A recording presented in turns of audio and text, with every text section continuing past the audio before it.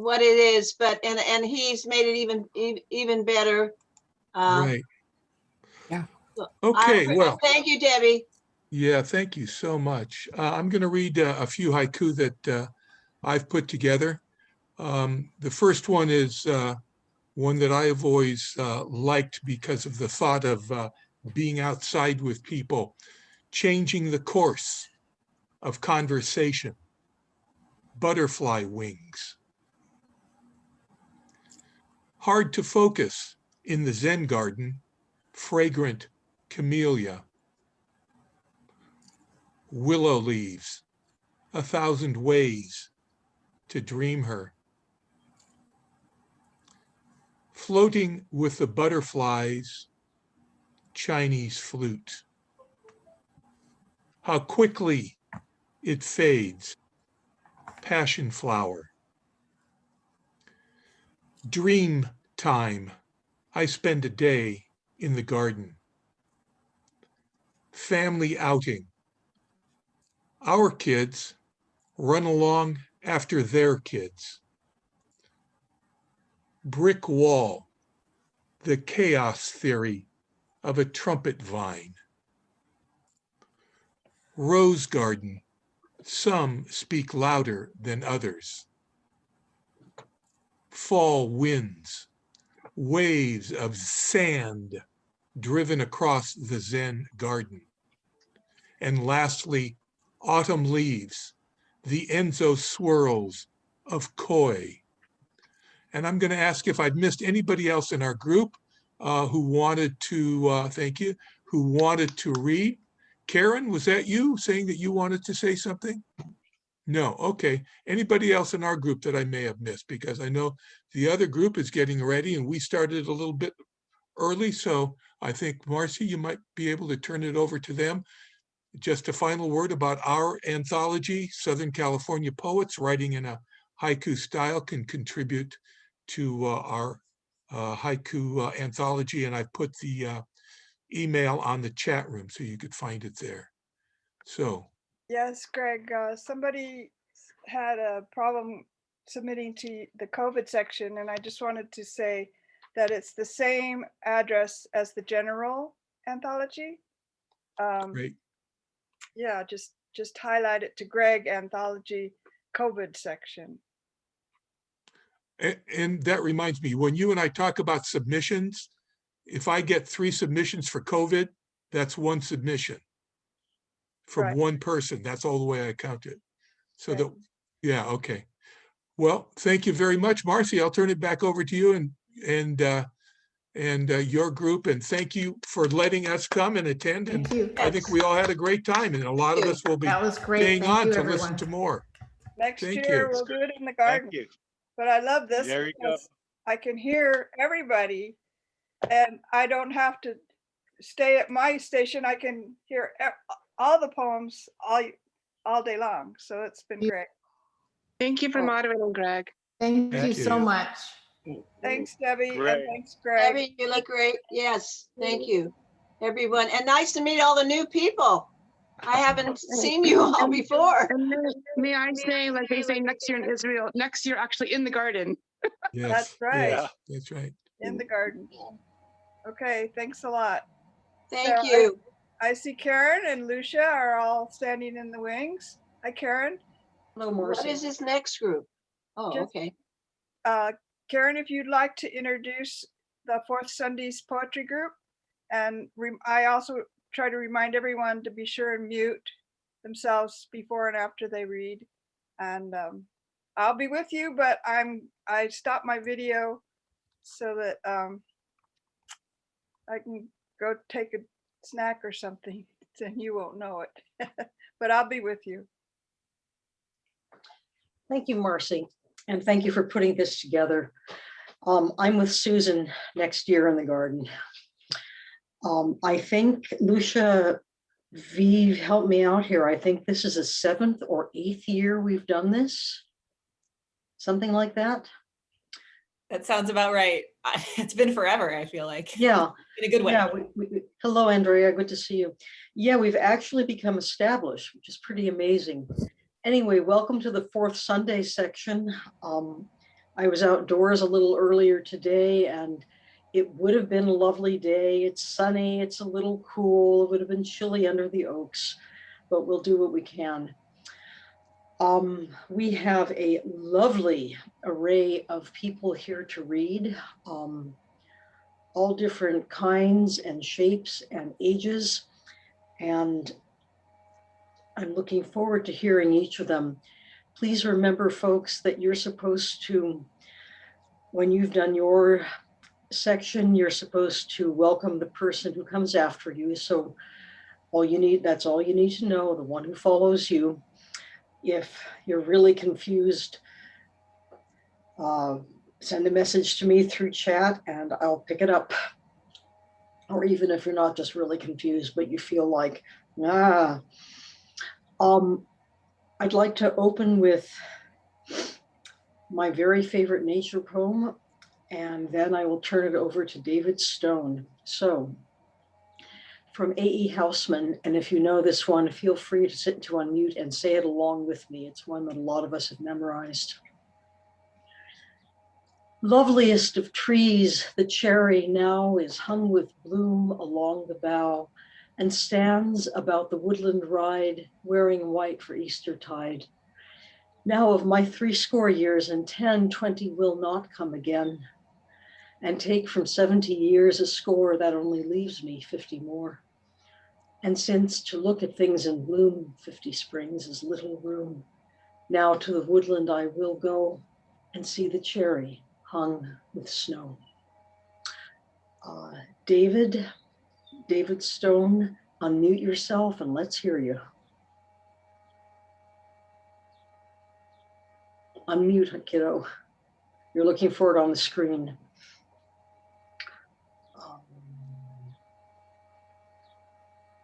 Have you got it? David?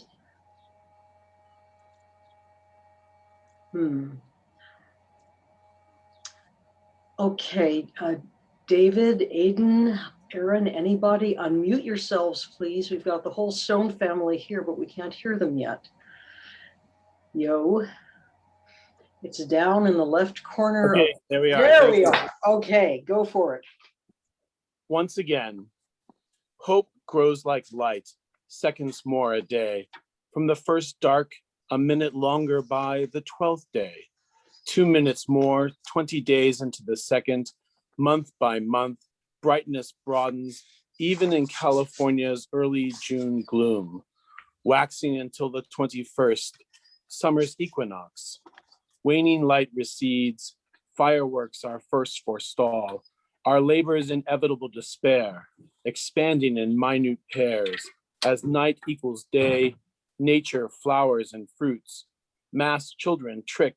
As night expands slowly, our spirit of gratitude grows. Dimming day weighs our hearts. Solace comes at the solstice. Hope grows again with light. Nonetheless, I was but a grain of sand on the beach. The tide pulled me under, I washed away, and no one mourned me. There are millions just like me, or so I thought. Then I realized I was more like a dim star among a galaxy of stars that shone brighter, glowed more freely, and that were more radiant. But I was a star nonetheless.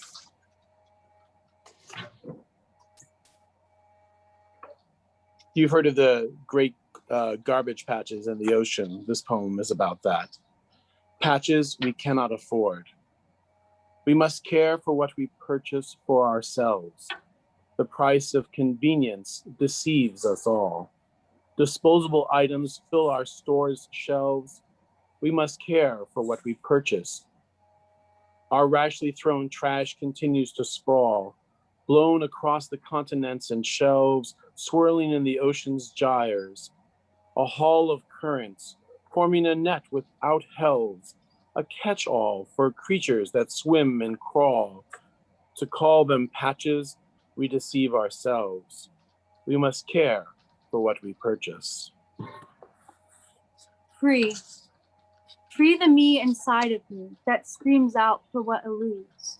The me without distance, freely hugging 6 feet, mask free now feels new. Free the me I gaze upon, I see with weary eyes. Free the me I wish to know, or else plan her demise. I recently saw on Facebook in a group about birders this sleeping hummingbird hanging upside down from a feeder. This encouraged me to write The Sleeping Hummer. He hangs head down in torpid state and breathes at 6% the rate in wake his plumaged lungs inflate. He flaps his wings and flips to dine before the sun begins to shine and flits in search until recline. Thank you. Up next is Andrea Carter Brown.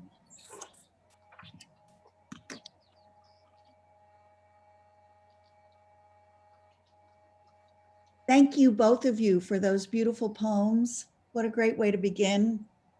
I'm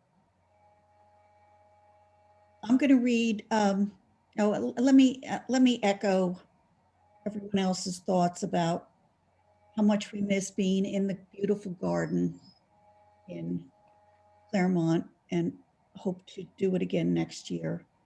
I'm going to read 3 garden poems, 2 from my forthcoming collection, September 12th, and the last one is obviously a new one. The first garden poem is about a famous garden, which some of you may know. It's in England. To Sissinghurst. Not the cinnamon-scented pears dripping from boughs, or the golden wasp apples, thumbnails small, planted not to harvest, but to distract. Not the fig tree espaliered up the remaining castle wall, the black caps filched when no one was looking. Not the dank library with its towering piles of books. Not even her writing room, halfway up a circular staircase in the medieval keep. A nosegay of sweet peas on her desk, where no word has been written in more than 40 years. It is instead the farrow of ladder-backed pigs, each nut brown head and hind separated by a band of clotted cream, nosing through a fallow field, as pigs have done here since 1362, the brochure says. This, Vita Sackville West, I take with me from the garden you devoted your life to create. The pigs mosey over, each with a distinct personality. One fills the wallow, the second largest hoists himself into the water trough. The runt approaches with stealth, tunneling through mud, while the rambunctious fourth soon returns to the furrow he had left. How similar to the writer's life, snuffling through dirt after courgettes and cucumbers have been harvested, foraging, consuming, and giving back, preparing for next year's crop. It's been over a decade since the September day that changed the world. The cab driver who ferries us from the train station to Sissinghurst just returned from a year near Kandahar, doing ordnance disposal. In the middle of the night, when I think of those gardens, that soldier, his courage, his concern for us, hours later, I can sleep.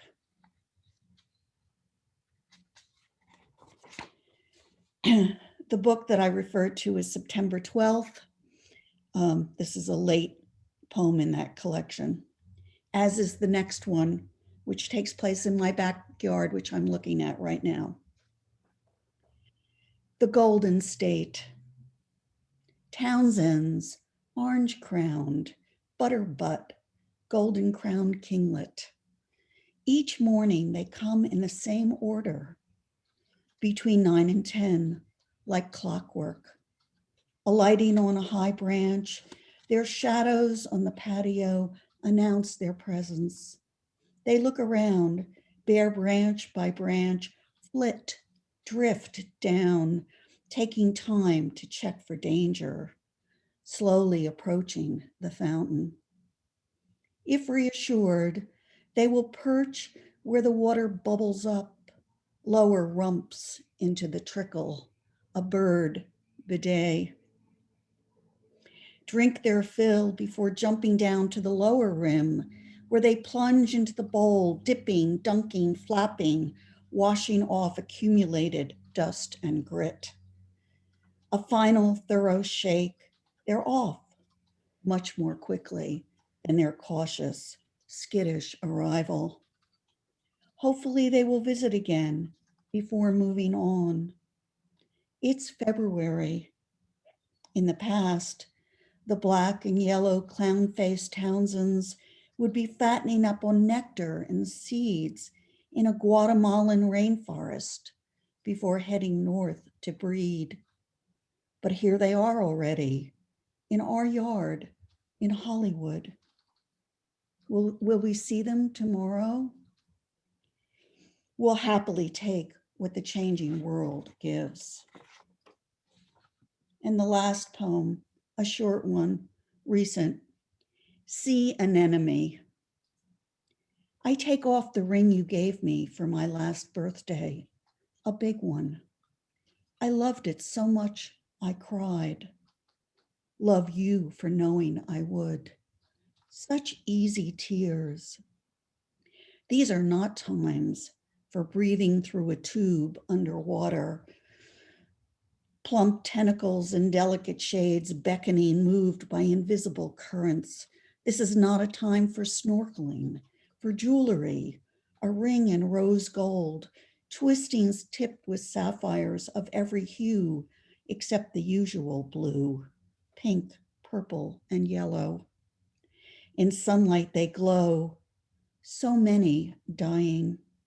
These are times we wish we could cry, but tears do not come, as do the bad dreams. Last night, spearfishers surrounded me at the edge of the reef, a giant sea turtle so close I could touch it. Let us live to swim in the ocean again, to weep for beauty, joy. Now is a time of simplicity. From constant hand washing, the remaining slender gold band that circles my left ring finger shines. It will be there till I die. Now you're in for a true treat. Lucia Galloway will read next. I couldn't be more happy to introduce her.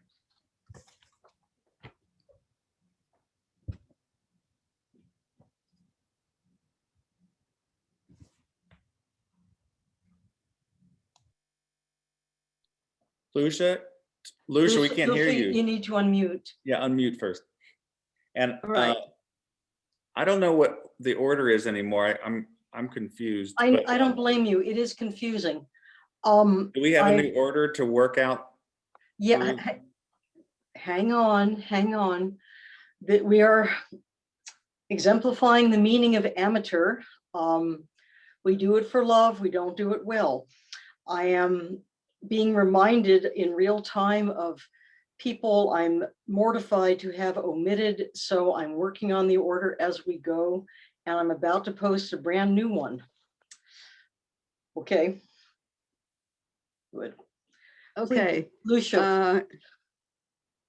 You can hear me now, right? Yes, we can. All right, I have 3 poems. The first one is celebrates the stabilizing effect of trees in our lives. Elm and palm. Elms form a shaded corridor, haven of even sidewalks all the way to school. Leaves in fall sift from each voluminous crown through lower branches, twirl down to dress the pavement, drift over privet hedges, gold medallions genteelly veined. apiculate edges, archetypal leaf. Elm is New England, Midwest. Palm is Florida, California. Lofty palms define boulevards, accent city parks of my adopted home like exclamation points, persuading. Here on my plot, fingers are tamping mulch, dampening dirt around garden seedlings, a few new leaves adorning each fragile stem I tuck into its egg carton nursery. It's hard to imagine nurturing palm seedlings in my side yard. Twin palms, two sets in fact, spread their fans and fronds prodigiously. One pair soars in silhouette against the fine spun vastness of the sky. The other, thick chums, interweave and overlap their arching fronds, slicing the blue to slivers. In company with these, I want to be at home, this patch of earth, my garden, these trees, the sentinels of a migration, tamped down, transplanted. This is a vertical trajectory drawn to thrust upward, trust a new sky. I have one from Emily Dickinson about a spider. This is Emily Dickinson's poem number 605. The spider holds a silver ball in unperceived hands, and dancing softly to himself, his yarn of pearl unwinds. He plies from knot to knot in unsubstantial trade, supplants our tapestries with his in half the period. An hour to rear supreme his continents of light, then dangle from the housewife's broom, his boundaries forgot. My third poem is another spider poem, one I wrote, and you are, of course, free to decide whether you like Emily's or mine better, or which one speaks to you more. This is called Its Web. I almost missed it, fastened there, so sheer and lightly shimmering in morning sunlight on our patio. Anchored at 4 points by finest skeins to the support beam, fence rail, lime tree leaf and branch, even to a pointed leaf tip of a spiky plant that crowds against the flagstones. I marvel to see stabilizing triangles spun of finest silken thread that rendered the structure sound. Sound sounds solid, heavy for so filigreed a thing, an artifact mostly of air. Its generosity was its genius. The spokework of gossamer ladders, its industry and charm. I tell you this because I know that you, like me, want something of wonder, of encouragement, something to keep us doing what we do. Thank you. Let's see, who's next? I had on my list, I had Patricia Scruggs, but I'm not sure if that's right, Karen. No, I have to apologize for all the different, I really should put 1.0, 2.0. All I can say is that It's okay. Like nature, my unconscious seems to have its own pattern, and I'll just have to drag you along with it. So Lucia, you have read, I'm going to try to revert to the list and we'll see how that goes. Chad, how about you? Hi. That was beautiful, Lucia. I loved your poem better. I love the idea that we're all just trying to do what we do, and by the spider doing what she does, then we can do what we do. We're beautiful in our own nature. My favorite haiku is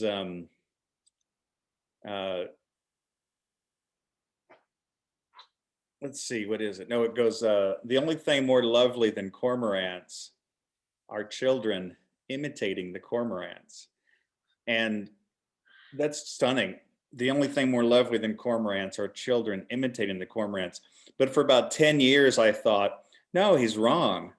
Cormorants are more lovely than children imitating the cormorants because the cormorants are in their nature. But then I understood something deeper, that the children are in their nature too by imitating the cormorants, because that is our nature. We're the animal that flies and swims and that observes everything else and does our best to make sense of it by mirroring it. So anyway, I'm going to read 3 poems. I went through a long phase of trying to mirror the world as it is without inserting myself into it. So I'll read a couple of those. This is from an architecture. So it's like a book-length poem, and these are just numbered. This is 14. The hillside collapses toward the water. Clutches of briar nettle inhabit the marsh reeds.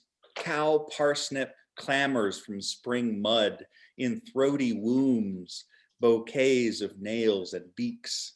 Green through last year's struggle, skeletal of russet stalks, no memory of mother, some colorful wind-borne ache of seed pod splitting. So every year you could see the old dried up dead plants and the new ones coming up right next to them, exploding with all of their some colorful wind-borne ache of seed pod splitting.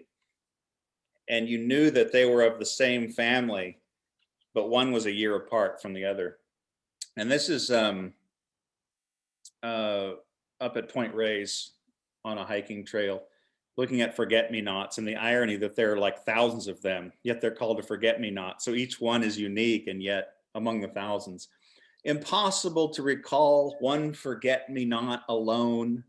A blue wool gathers and winds the path under crooked pine. Storms of gravity split the branches loose from theory. And the poppies, I'll not say their color if you've not seen them, flung into spring from far away, flung like soft arrows, not one of them straight, not one straight line anywhere. And that motion, not of circles, but nearly circles, repeating, broken under broken, from breaking into rings or nearly. Were you with me?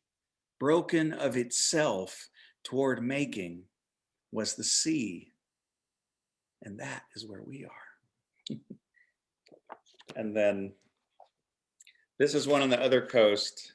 They have these osprey nests on these great platforms, great sea eagles, and their nest piles up year after year, higher and higher, one kind of building onto the next one. So this is an osprey.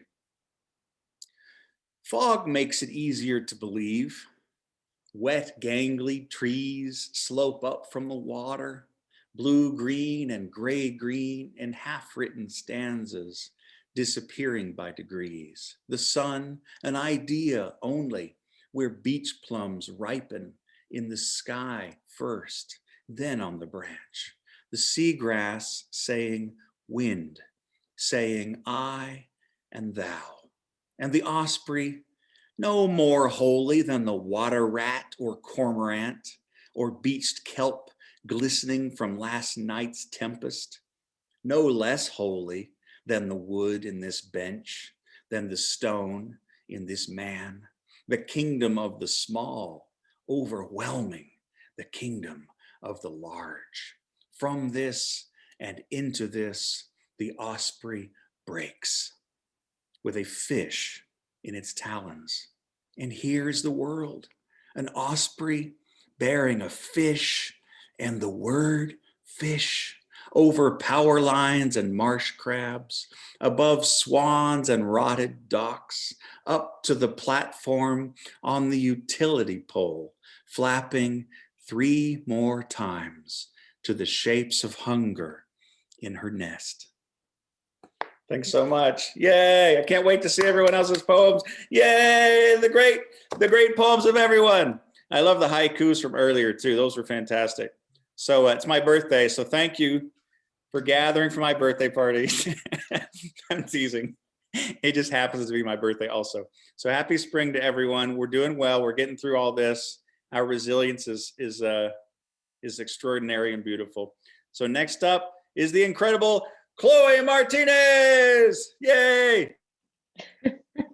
Thank you so much and happy birthday. And I loved those poems. They were so much in the there-ness of nature. They're beautiful.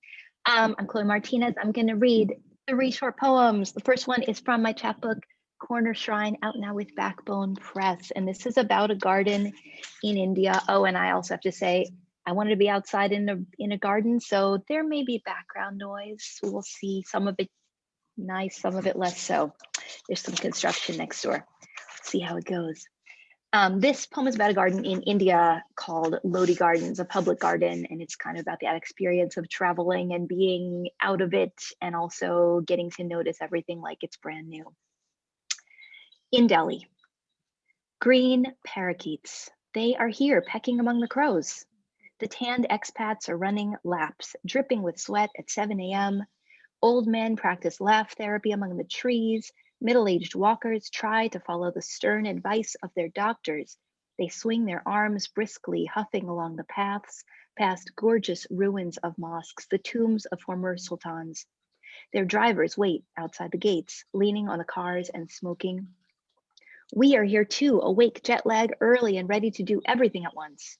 Later, it will be hot, and we will snap at each other, indecisive about lunch, dehydrated, but that is not now. Now the temperature is perfect. There are water lilies. Our grandmothers on the phone both said, go, love each other, enjoy, and we do. We identify a kingfisher, dogs, Americans, and where can we get a cup of coffee at this hour? We can't. This is not when you go out for coffee in Delhi. Everything is closed, but parakeets, air conditioning, love each other. Let us get fat on puri and paratha. Let us photograph everything and overpay for rickshaws.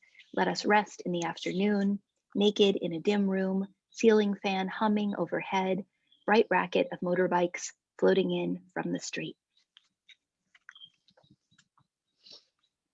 Thanks. All right, here's a much quieter, also flower-themed poem, and this is in my forthcoming collection, which is called 10,000 Selves. It's coming out in the fall with the wonderful WordWorks Press. Arrangements. Because the lilies aren't ready to bloom, the women of the wedding party fan out across the reception hall, lean close to each cluster of green, and with 2 fingers, unlock the petals from one another, nudge them apart enough to let light slip in. Flowers don't know what moves them. They find themselves falling open, one after another, imperceptibly slow explosion. Awake, awake, they cry silently. All around them, the silverware in formation, the wide open faces of plates, expectant wide expanses of tablecloth. Quiet now, for the women have gone to pin white jasmine in their hair, and the men pace on the lawn in Sunday suits, squinting upwards, reading the sky for signs of rain. Thanks. All right, I'm gonna read one last poem. This is really cool. This poem is part of a project that is done by SWIM, supporting women writers in Miami. And it's a poem where it's a poem about a garden, and the poems in this project have been folded up into paper pinwheels, and they've been put in bouquets of flowers as part of the Oh Miami Poetry Festival. So if you're in Miami, apparently you can buy a flower arrangement with this poem in it. Poem's called Tender. In the garden I did not grow, but now minister to. The measure of my success is cactus, cactus, palm, then hibiscus, shouting red after recent rain. A fig tree grows confused among another tree, not yet overtaking it. I thought I could barter my effort for your green, my attention for succulents plumping in the sun. I thought I'd be a natural at nature. I was proud to know eucalyptus from dragonfly, to have my own tree bark modeled. Now I'm learning I know very little. My weeding is vague or else ferocious. I imagine gardens in Japan, pristine, elegant, organic. Sri Lankan tropical splendor. What's an Argentine garden like? I can picture only bougainvillea, rising hot pink over a white wall. My sister's been there. I'll ask her. My garden keeps metaphoring birth, knowledge, territory. Are these ones over here weeds or just bad at sharing? They keep clambering across the ground, their roots choking every other root. When I pull them out, deep red is their underground color. Here is a small bush entirely dead. I can't do a thing about it. It wasn't meant to be a bush, and we both know I had no plans to keep you trimmed to a rounded shape anyway. I'm learning to grow unevenly. I plow myself under the cool shadows. I pout if you refuse me even a little, but I also cultivate patience. What's the next season then? Can I survive another drought? I've thought about it. I found myself out here on my hands and knees, sweaty, unmapped, full of dumb hope. Thank you. And I'm going to pass it on to the wonderful Felicia Zamora if you're here. Thanks all. Great to be here with you. Oh, I like it when people say the wonderful Felicia Zamora. That very rarely happens, except for if it's my brother and sister mocking me. So I am out in the world, close to where I have a plugin though for my laptop. And so it's kind of hilarious that I am realizing it's so sunny and gorgeous. And that also then brings with it, and I'm in Cincinnati. So greetings from Cincinnati, everyone who is various places around the country and world. Hello, hello. Thank you all for gathering, poets, lovers of poetry. Thanks to Karen and thanks to Genevieve again for all the work that you do in planning. It's so fun to share space with everybody. I am realizing the hazards of reading outside though are allergies and the sun being really bright. So I want to share one piece with everybody. And then we'll pass it on to the next poet, who I believe is Fran Mcconnell. So Fran, I believe you're next, but I'll read one poem for everybody. This piece is called Poem About Human Habits of Consumption That Begin with Contemplating the Walnut in My Yard. Hidden in the lawn at my foot, a black walnut halved. A vomer bone nestled in skull, heart-shaped and snout-like. Insides reveal holes, empty sockets with eyes removed. Kernels once held in curvature of space. A glistening sliver catches my vision. I turn casing between fingers, search an exterior for a slit of light to see. Rain holds in your tiny body. How you always hold rain from root to fruit, a miniature mirror to hold the world in shards. Your bulbous green husk, long removed. Your wooded carriage, pride. Who parted your shell in wedge and tear? How hunger claws first from a belly. What we expose in our wanting. Who suckled from you once? Who suckles from you now? A who repeats, conjures a scene in mind as if we were not talking plants influencing other plants, as if we were not talking animal as animal. How crave builds first below a rib cage, within an artery just below dermis. We know feathers and talons transport. We bird beaks peck, peck, peck. We sciuridae. We language outside our mouths. We tree squirrel milk teeth and wait to be reborn incisors. We foragers, the lot. Turkeys, raccoons, bears in our guts, talking, we do talk. How a million of us in our scuttle of forests, pastures, caverns, buttes, waterways, airways, prying open and dismantling in our gate. We know of defenses, of our roots evolving a sour kind of love. We alleliopathic plants, we emit a toxicity, making others susceptible. Pines, birch trees, azaleas, nightshades, influence bound, and we want to make this all biological. How the false superiority of our cells continues to wound. We influencers of germination, reproduction, growth, survival of another.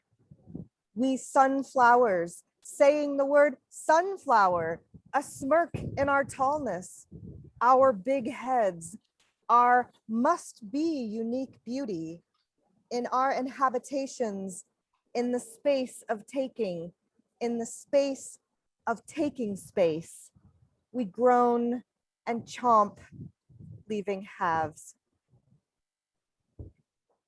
Thank you. Next up is, oh, should I say it too? The wonderful Fran Mcconnell.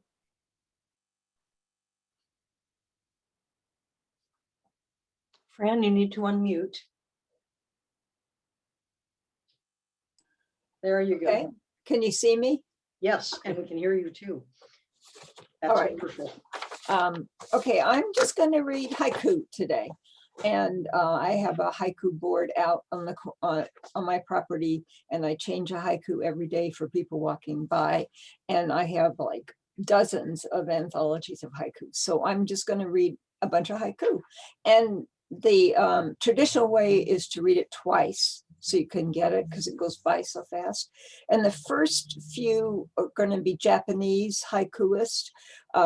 Busan is the first one, and his dates are 1716 to 1784.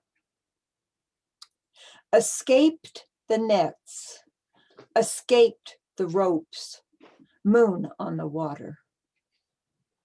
Escaped the nets, escaped the ropes, moon on the water. And the next one is Basho, and his dates are 1644 to 1694. When the white chrysanthemums go, there's nothing to write about but radishes. When the white chrysanthemums go, there's nothing to write about but radishes. And another one by Basho. Year after year, on the monkey's face, a monkey's face. Year after year, on the monkey's face, a monkey's face. And the next one is Isa, and his dates are 1763 to 1828.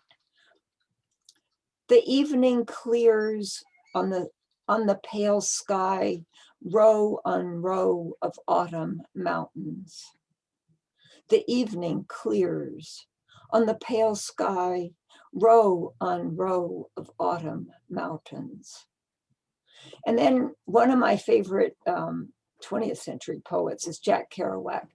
And he has wonderful haiku, many very funny.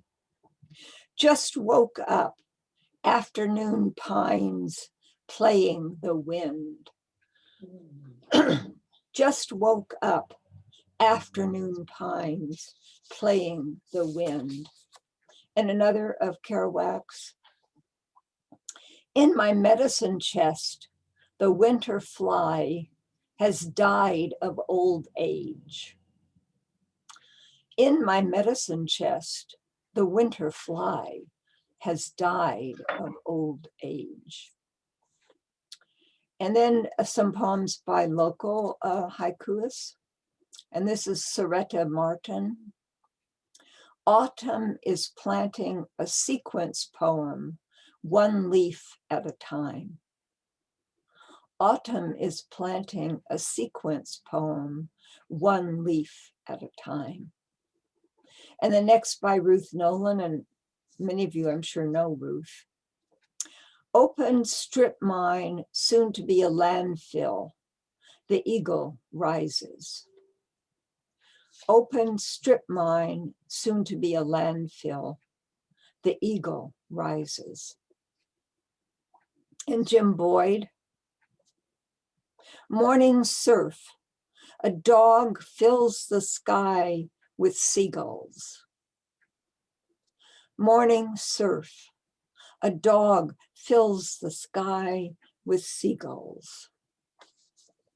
And Carl Patrick, on the sandal I take off, a dew-covered slug continues its journey. On the sandal I take off, a dew-covered slug continues its journey. and Una Heim. Early light, morning glories, still in their nightgowns. Early light, morning glories, still in their nightgowns. And then I'm going to read 3 haiku of my own. And the first one, I live on a corner of Mills Avenue and another street. So this is about one of my morning walks. Coyote trotting down Mills Avenue shares a startled glance. Rosy morning sky. Coyote trotting down Mills Avenue shares a startled glance. Rosy morning sky. And the second one, counting poppy blooms in our front yard rosary, 200 blessings. Counting poppy blooms in our front yard rosary, 200 blessings. And there were 70 this morning, so it's not total yet. It'll get more. And the last one, the white wings of an owl, more like the wind than the wind. The white wings of an owl, more like the wind than the wind. Okay, that's it for me. And am I not introducing Genevieve Kaplan? Yes, you All are. right, so the next is Genevieve Kaplan. Thank you. I just have to say, like, this is so much fun. I'm really, Yes, it's so great to hear everybody's poems and to hear, like, I don't know, all the different types of poems that we're writing, and they're all just excellent. And I feel like I'm in the garden, even though I know that we're not, but we're all there in our hearts. I wanted to start by reading a couple of short poems from my book, Aviary, that came out about a year ago. And I wanted to read from it today because I wrote most of the poems in, well, what used to be the Rancho Santa Ana Botanic Garden, but is now the California Botanic Garden. So I'm going to just move us into the garden here for a couple minutes. There has been a storm.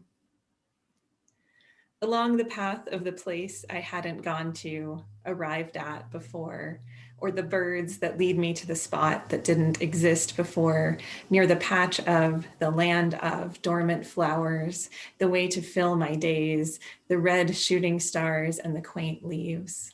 It's clear there has been a storm, the kind that blows fall back to summer in the palms splayed along the ground, or the sun out above, or the mess beside the tree line, so pleased to recover here, looking happily to the slightly breezes in the rabbit brush, the naturalistic recreation of an afternoon, slipping the length of, about to spear, appear me from down the path, I hear it.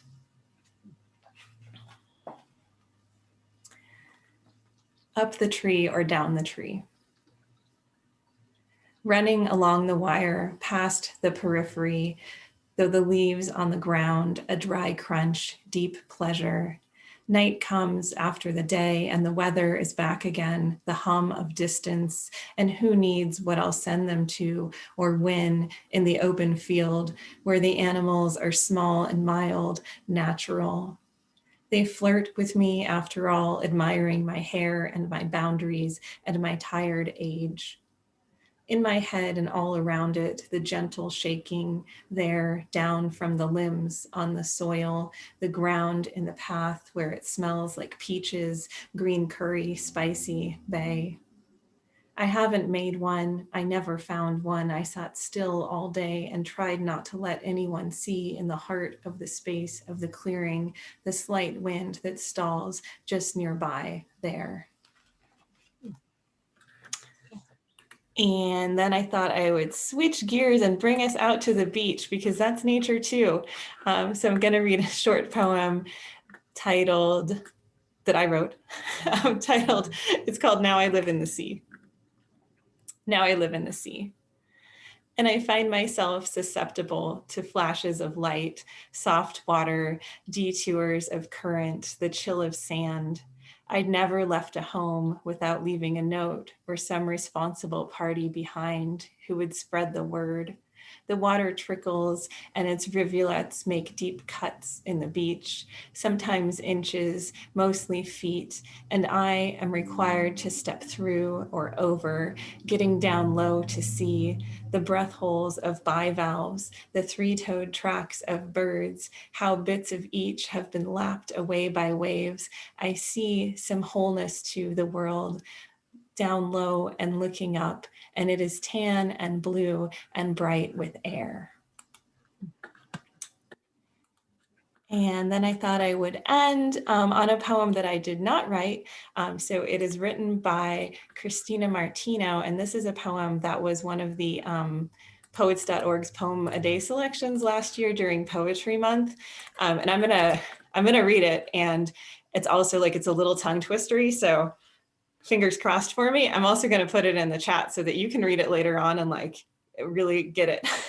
So this is by Christina Martino. All I can have are field recordings of the field. I can never have the field. I can never halve the field, make a helix of my hands and hold the halves like pictures of the field or fields, and affix one feeling to the fields or the infinite field and stay that way. I can walk down to the bog, the field under foliate feet, in a blood flow motion toward the beating of the bullfrog's black lactish tactile pool and listen to the unilluminable below surface stirring, gravid ruckus of drooling purr and primordial blue ground blur. I can aggravate the grating godhood and glisten of preening shine, its opaque, plumbeous, tympanic slurps. An inside-outside alertness, burr, burr, burr, burr, burrowing, harping with pings and plops, lurches, and make the mossy froth go berserk with silence. Then foo-for-ah when the bog in the field senses I am nothing to fear. I can hear the amphibious amour fou pulsing under a blue-green gasoline film, spongiform but formless, boiling with blotched air bubble let go, life frumping the surface in slicks of upward rain and glossopalatine pops and liquid crop circles. I can stop here and listen in time with the bobolink and make my bell memento, my untremendous tremolo and rinky-dink dictation. In the fable, the animal smells fear and so does the fool. I think to myself in my skull's skeletal bell shape, I am both, I am both, I am both, and I can hold it together. Wonderful, Vive. Thank you so Woo. much. So I'm going to put the link for that one, that Christina poem in the chat too, so you can read it yourself or listen to her read it. That was the end of my reading. Thank you all so much for listening. I think that I am handing the mic back to Cincinnati and introducing Anders Carlson-Wee. Hey, everybody. Glad to be here. Yeah, beautiful reading, Genevieve. Thank you. What a lovely set of poems. Yes. I'm still coming out of the midst of it to get into reading gear here, but I'm going to read one poem for you all. It's out of my collection, The Low Passions. If you're interested in checking out the whole book, following up, read some more. And this poem grows out of experience hopping freight trains in Canada. There's a special type of train car in Canada that's called a Canadian grainer. And it's an ideal train car to ride in if you're a freight hopper, because it has this really big round hole on the back end of it. And you can crawl inside this hole and it keeps you out of the weather, keeps you out of the rain, and it also keeps you out of sight from railroad bulls who might be looking for you. So it's sort of this ideal spot to ride. And so there's sort of a myth around them in train hopping culture. And this, since it has this big round hole that you climb inside, the space is nicknamed the Owl's Eye because it looks like this big round owl's eye. So for this poem, if you can imagine being inside this owl's eye train car, looking out backwards at the landscape that you've been traveling through. This poem's called Riding the Owl's Eye. Out of all the dumpsters that could have been empty, all the weather that could have bloomed over the prairie and ruined me, all the cars that could have sped by without hesitating and left me on the fog line, nameless forever, the trains that could have taken my legs, The men who could have pulled a switchblade and opened me like a flood enfolding the red North Dakota clay. Out of all the hazards we pass through in amazement, all the stories we tell of luck and good fortune and prayer and survival, it is always our own lungs that dry up and darken, our own miles that straighten, our own hunger that wanes. The Lord gives us mountains and we fail to mine out that grandness. The Lord gives us trains and we waste those distances transporting coal. Some say the world is broken. Some say the good Lord has forsaken our dreams.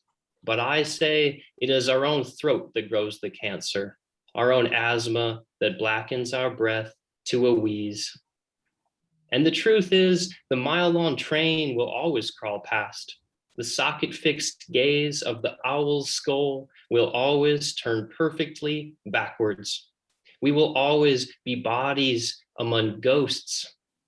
And what is important to them is not how we ride on the westbound freighter, not how we shiver, not how we crawl crooked and thin and climb yet again into the trembling eye hole. It is not about suffering. It is not about fear.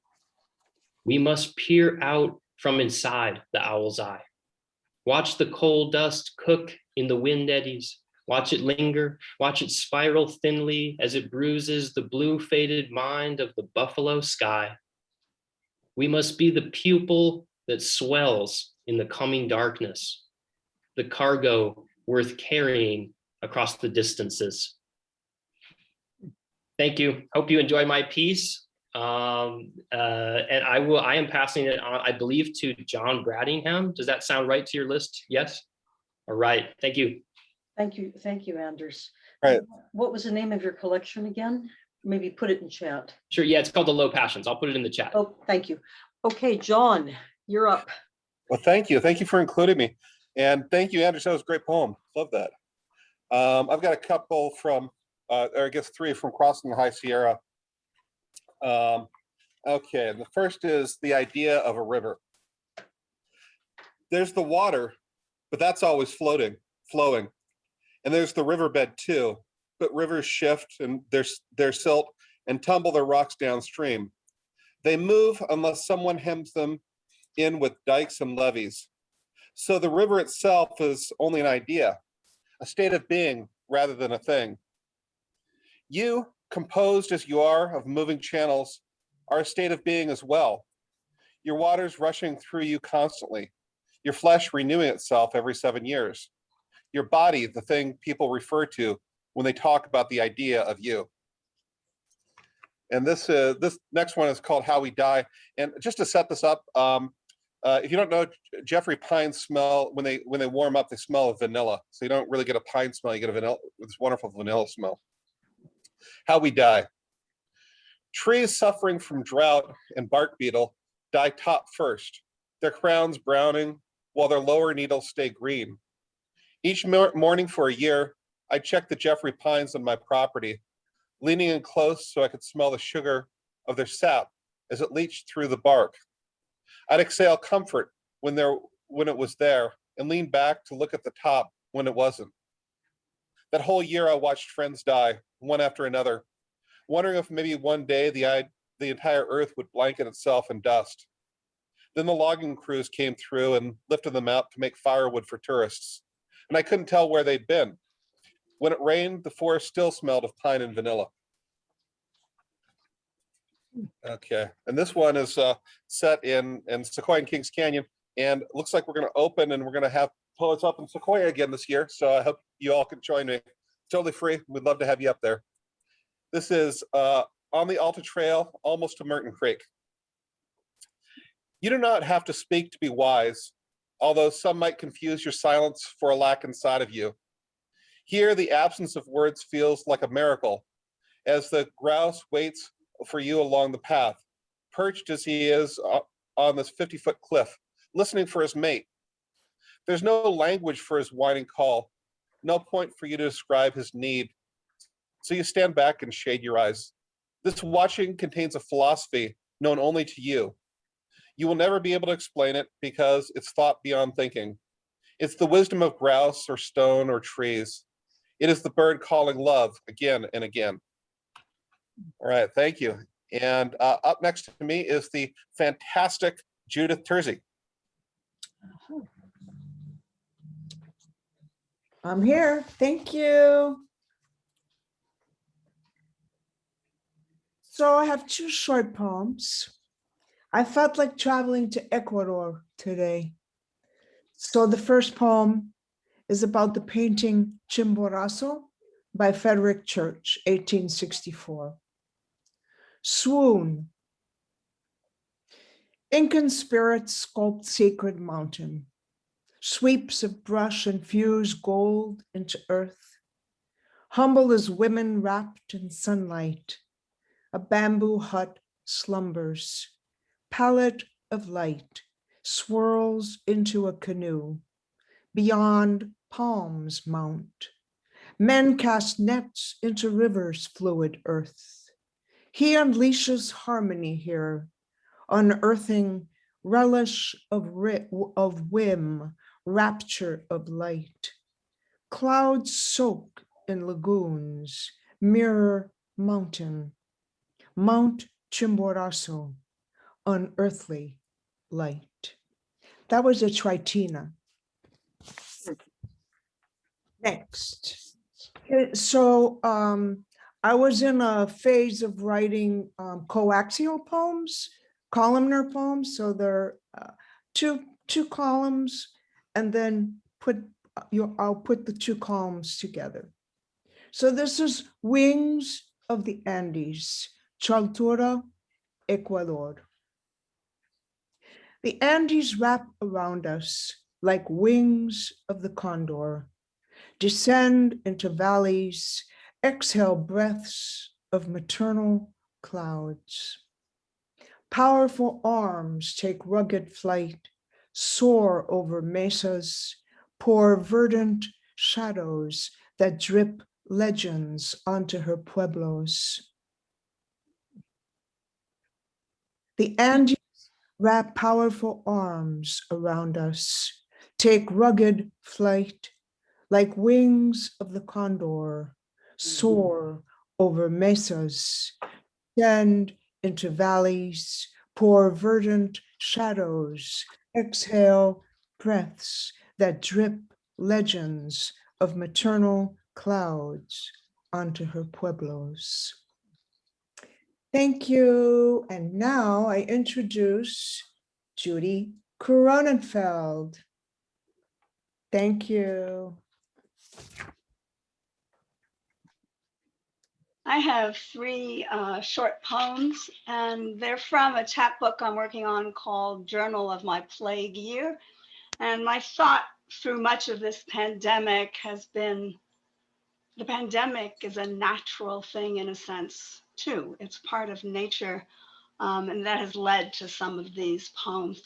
Probably many of you have seen videos of vegetation growing in time lapse.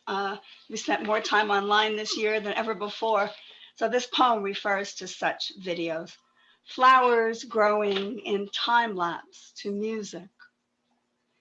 In this spring of contagion, I get caught by those videos of the vegetable world with its own inexorable will, pushing up through heavy loam, bent buds straightening and unfolding on stiffening stalks, dear as cramped bird heads stretching out of beak-cracked eggs.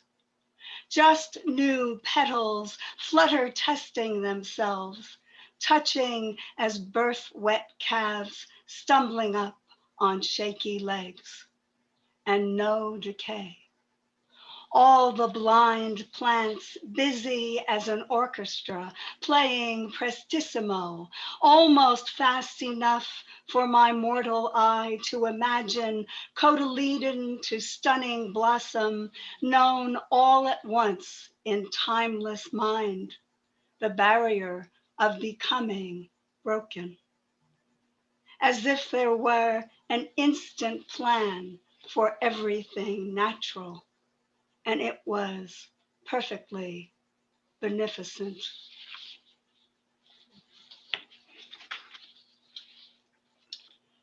looking at the,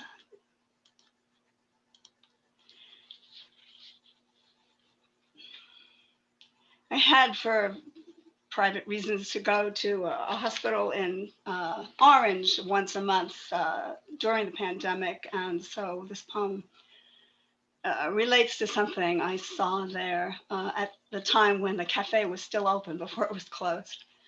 The growth. The lady at the neighboring table in the hospital coffee shop takes a sip from her cup, and I see, quickly looking away, what looks like a boneless extra hand in an embryonic state, dimpled where fingers might grow, hanging from the side of her ordinary hand opposite her thumb.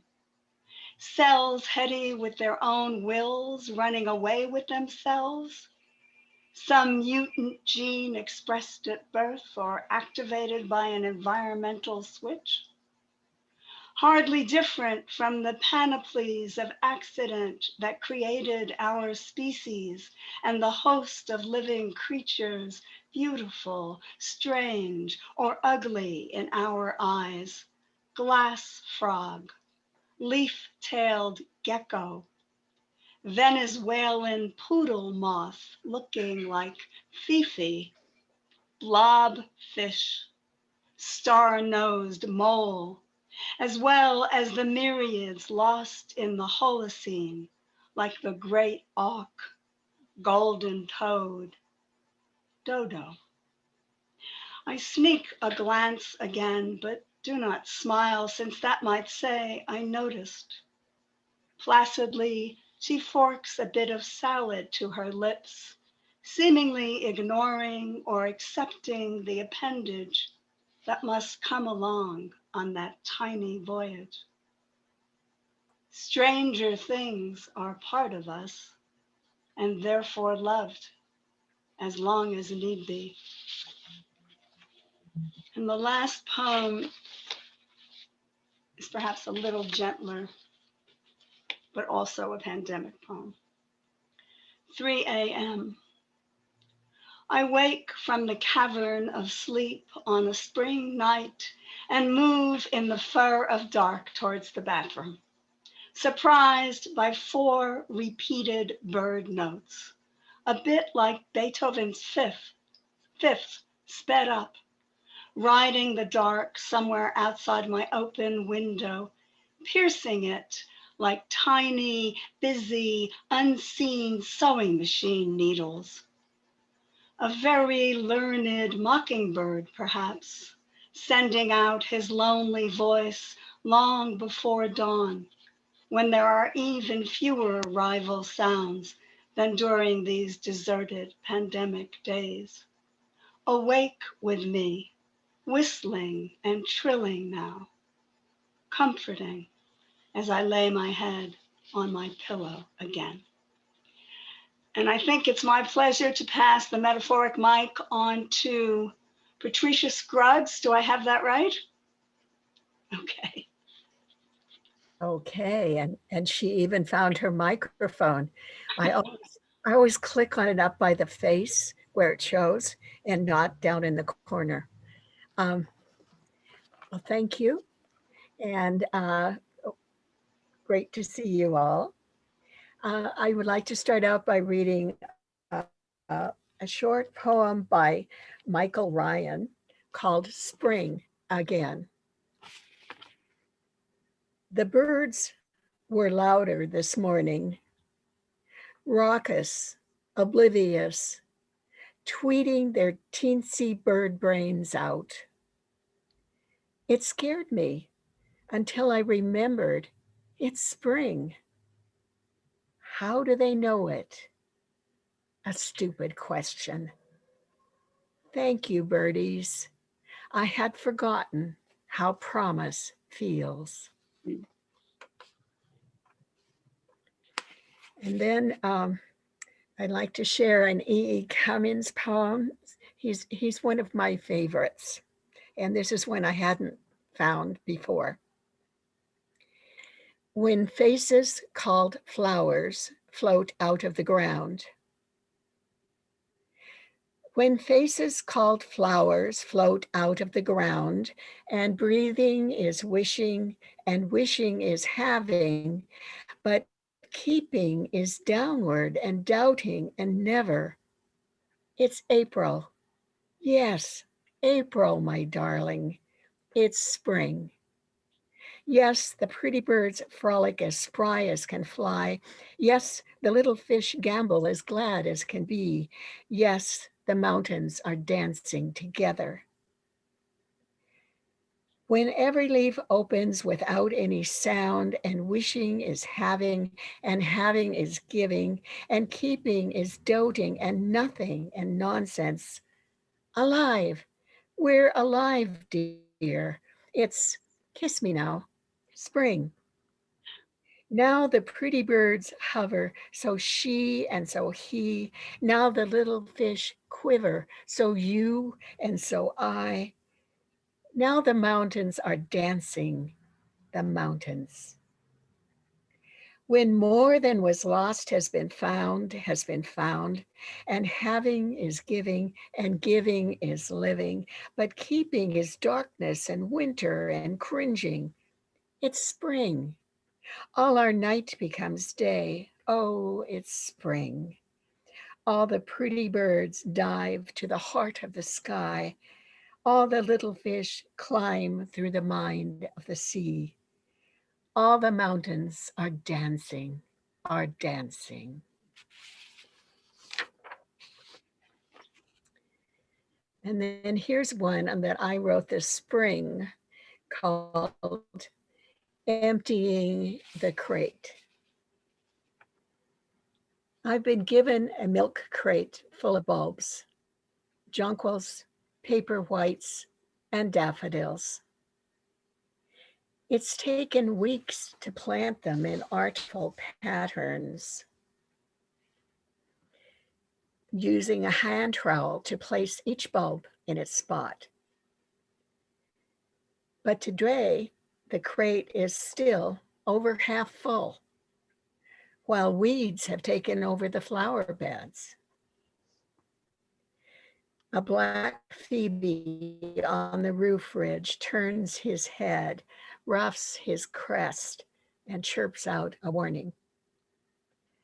Grabbing a spade, I patrol the yard, look for spaces near fences, in corners, under trees.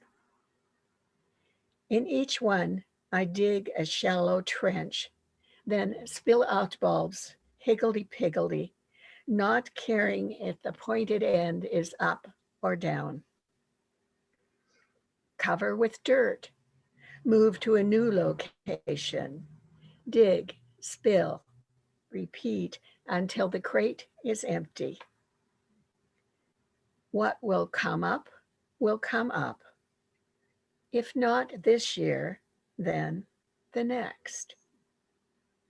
Yielding the yard to the phoebe, I scrub my hands, carry a pen and a notebook to the red chair by the window, where I begin to write.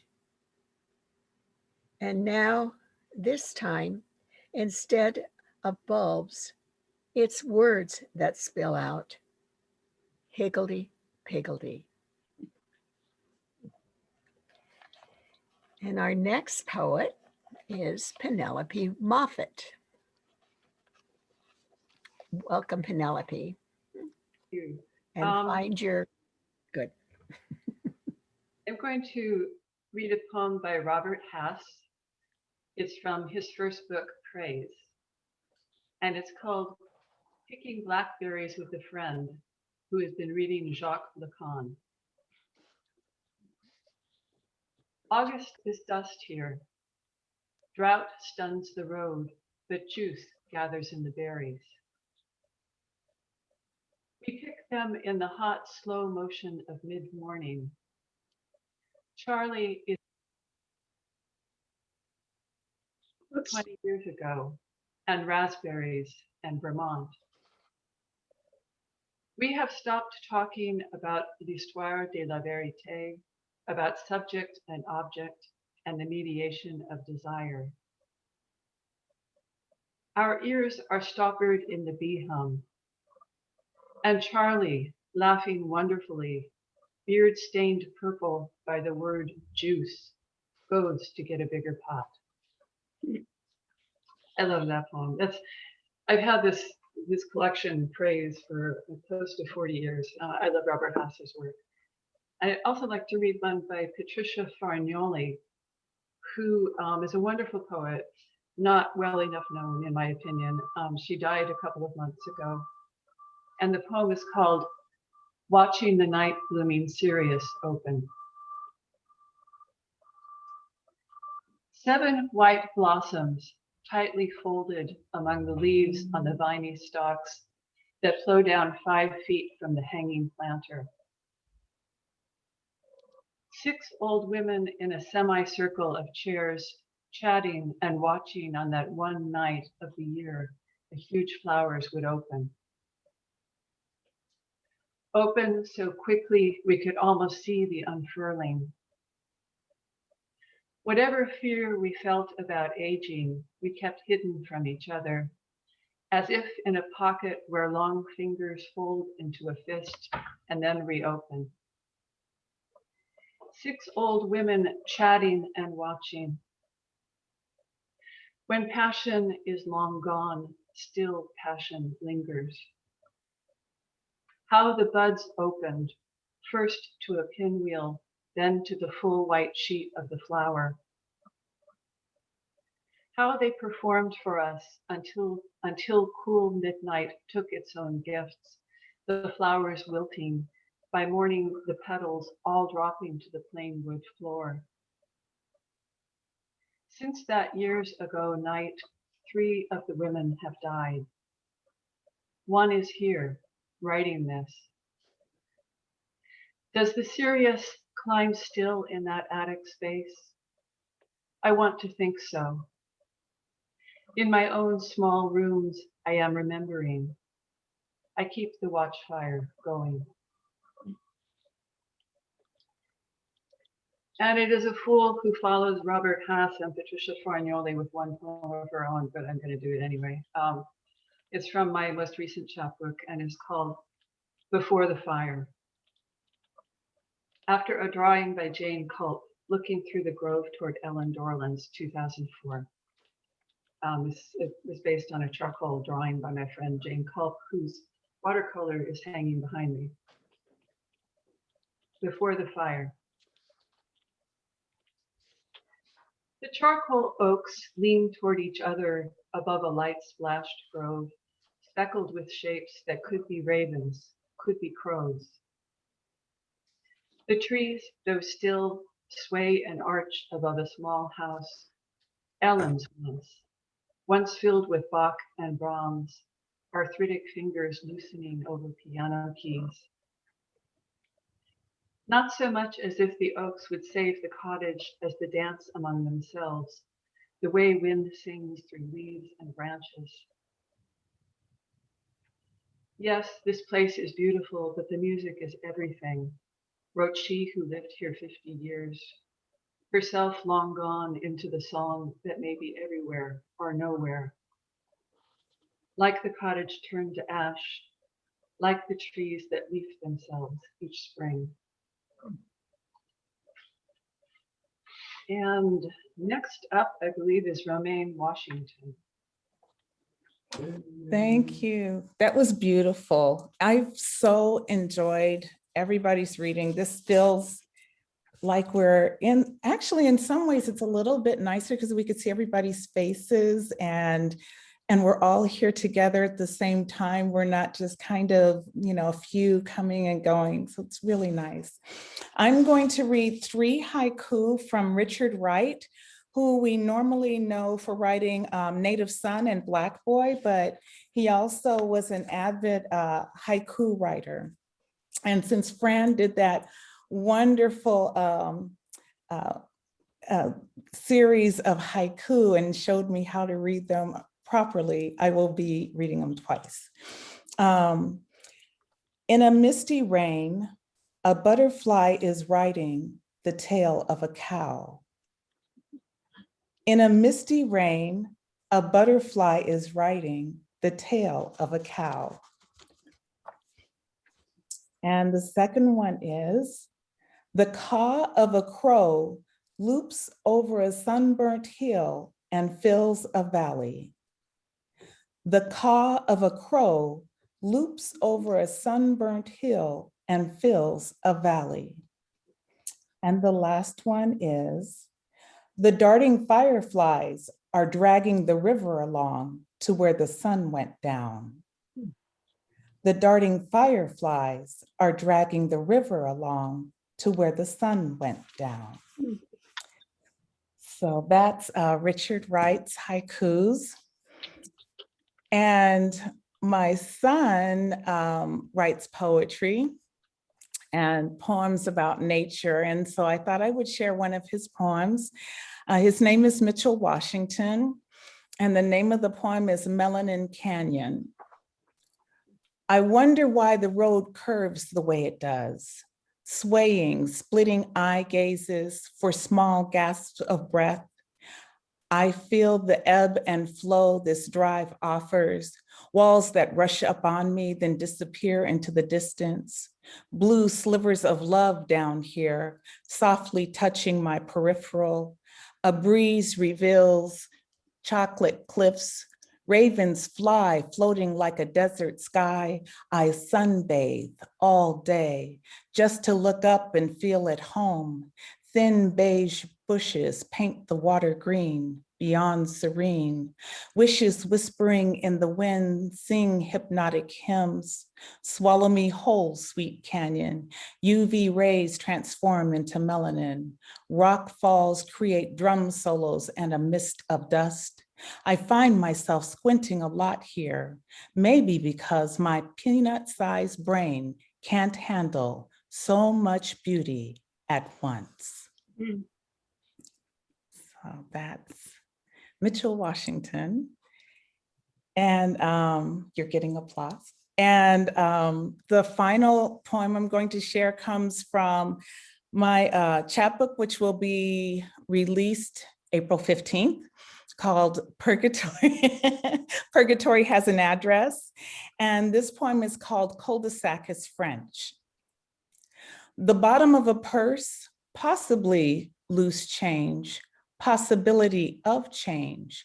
Turn around, come out from bottom, framed in barbed wire, the crisscross top of steel red-lined.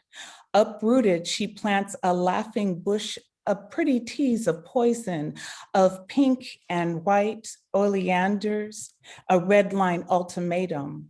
Death is a bottomless black, but she believes in balance, plants Italian cypress in between oleanders, evergreen finger pointing skyward, taller than pink and white blooms, barbed wire fences.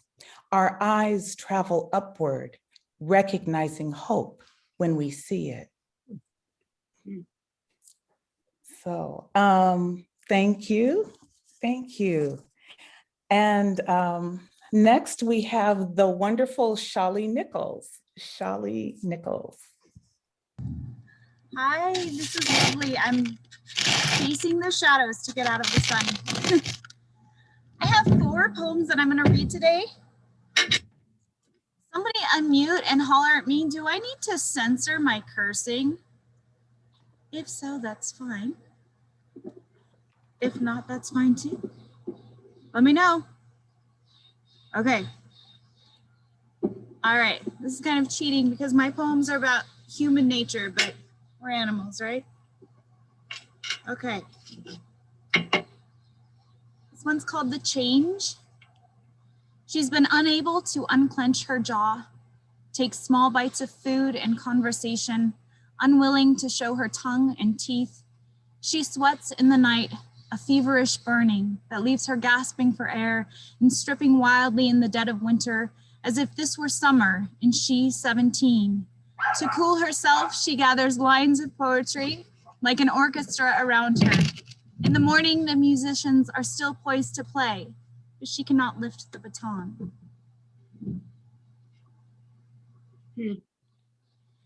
And this next one is called I Say. because I did not hug them enough or allow limitless in-bed snuggles, and because now I cannot, and they cannot, and we are far, I say, take your meds.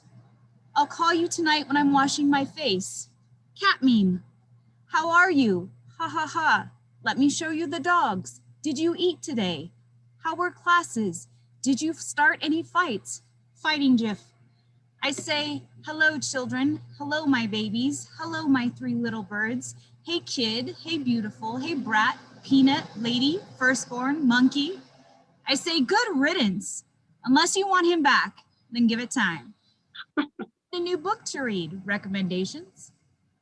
OMG, that's shitty. Dad and I need a new show to watch. Recommendations. Dad was singing along to 1D today. Ha ha ha. Link to song. I say, well done, sir. Good job. What? That's awesome. Proud of you. I say, I love you. And this next one's called Saving. I have over tried to softly as loud. I know upstairs the dogs are stirring and waking you. I've set the clocks back on the stove and coffee pot. In the morning, unaware of me, you will set them back even further. You and I insist on living in the past. And it seems like a really quiet, peaceful day here in the mountain, but we've got tourist traffic and helicopters and neighbors doing construction. All right, this last one is a little bit lengthy for my typical poems, but it's called Even This. At 11 p.m., your regrets stack up like stones in your pockets, but even that isn't the right metaphor because they are floating you above the surface of sleep rather than sinking you under. And actually that isn't correct because the original line is not a metaphor at all. It's a comparison using the keyword like. And even at this, you are failing. You can't even whisper your transgressions. They simply play as silent scenes on the bedroom wall, and the sleeping pills and lavender spray. Shawlee, you've gone silent. Oh no. Can other people hear her? Great. That's awesome. I know you can't do anything, I can hear Shawlee, her. but you're deprived of your voice. Karen, I could hear her. She was reading and then I can hear her as well. Shawlee, I think we can hear you. Some of us. I'm not really sure what's happening. Just try again, see if we can hear it.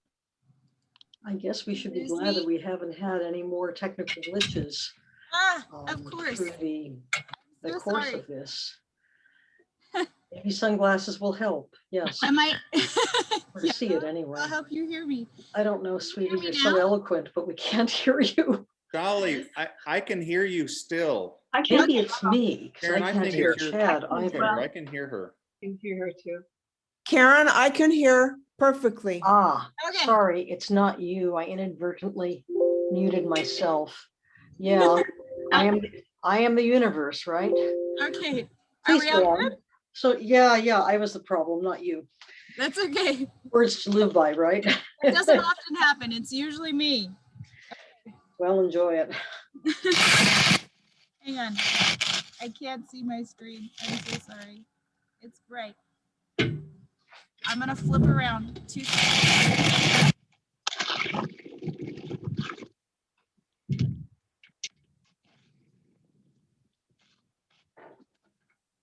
Oh.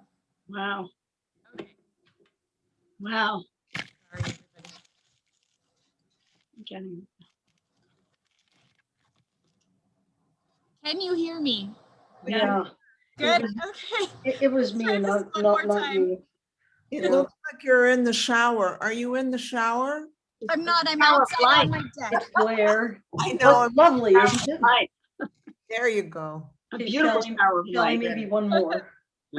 Can we hear Shawlee's poem from the start again? Because she That's the had a way real we- momentum going. Is that okay? It's only like 30 seconds from the beginning. Is that Please. okay if we Yeah, hear let's do it again, right. Okay. Thank you. All right. Here we go. Even this. At 11 p.m., your regrets stack up like stones in your pockets, but even that isn't the right metaphor because they are floating you above the surface of sleep rather than sinking you under. And actually, that isn't correct because the original line is not a metaphor at all. It's a comparison using the keyword like. And even at this, you are failing. You can't even whisper your transgressions.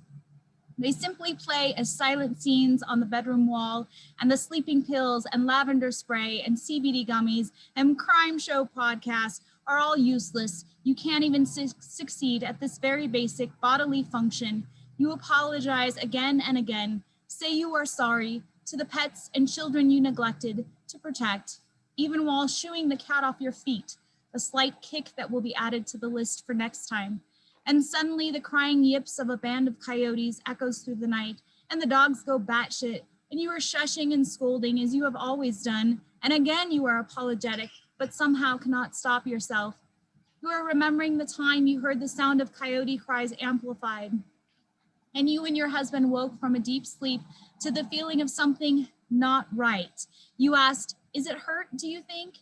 And because you are stupid Americans, you decided to investigate and donned your snow boots and flashlights and adrenaline and crunched out to the stream to find the pack staring at you from behind some trees.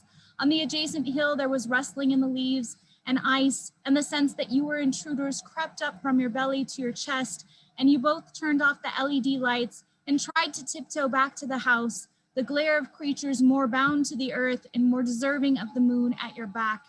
In bed, you heard occasional small cries, and you realized it was a baby and the mama, maybe giving birth, had been the one in pain, and now you had fucked it all up, and the baby kept hollering for mama, and there was no answer, and there was the possibility that mama had abandoned her newborn in the cold night because you couldn't leave things be, had to stomp your scent all over as usual, and you spent the rest of the hours that night praying that you wouldn't find a small dead coyote in the yard the next morning. And now, of course, that is a reel added to the movie with a focus in on the clumsiness of your parka-clad bodies and the stillness of a moment you were not welcome to enter. And the ache of how wrong you were can't even serve as atonement, and you say you are sorry again and again and again. Okay, thank you. Sorry for technical difficulties, everyone. All right, I'm so happy to introduce the next poet, Tim Hatch. Hey, Tim. Hi, everyone. It's so good to see so many of you who I recognize. I miss being in the garden, but I swear to God, the thing I miss most is just being around other poets, other people. I cannot wait for next year when we can do this properly and hug.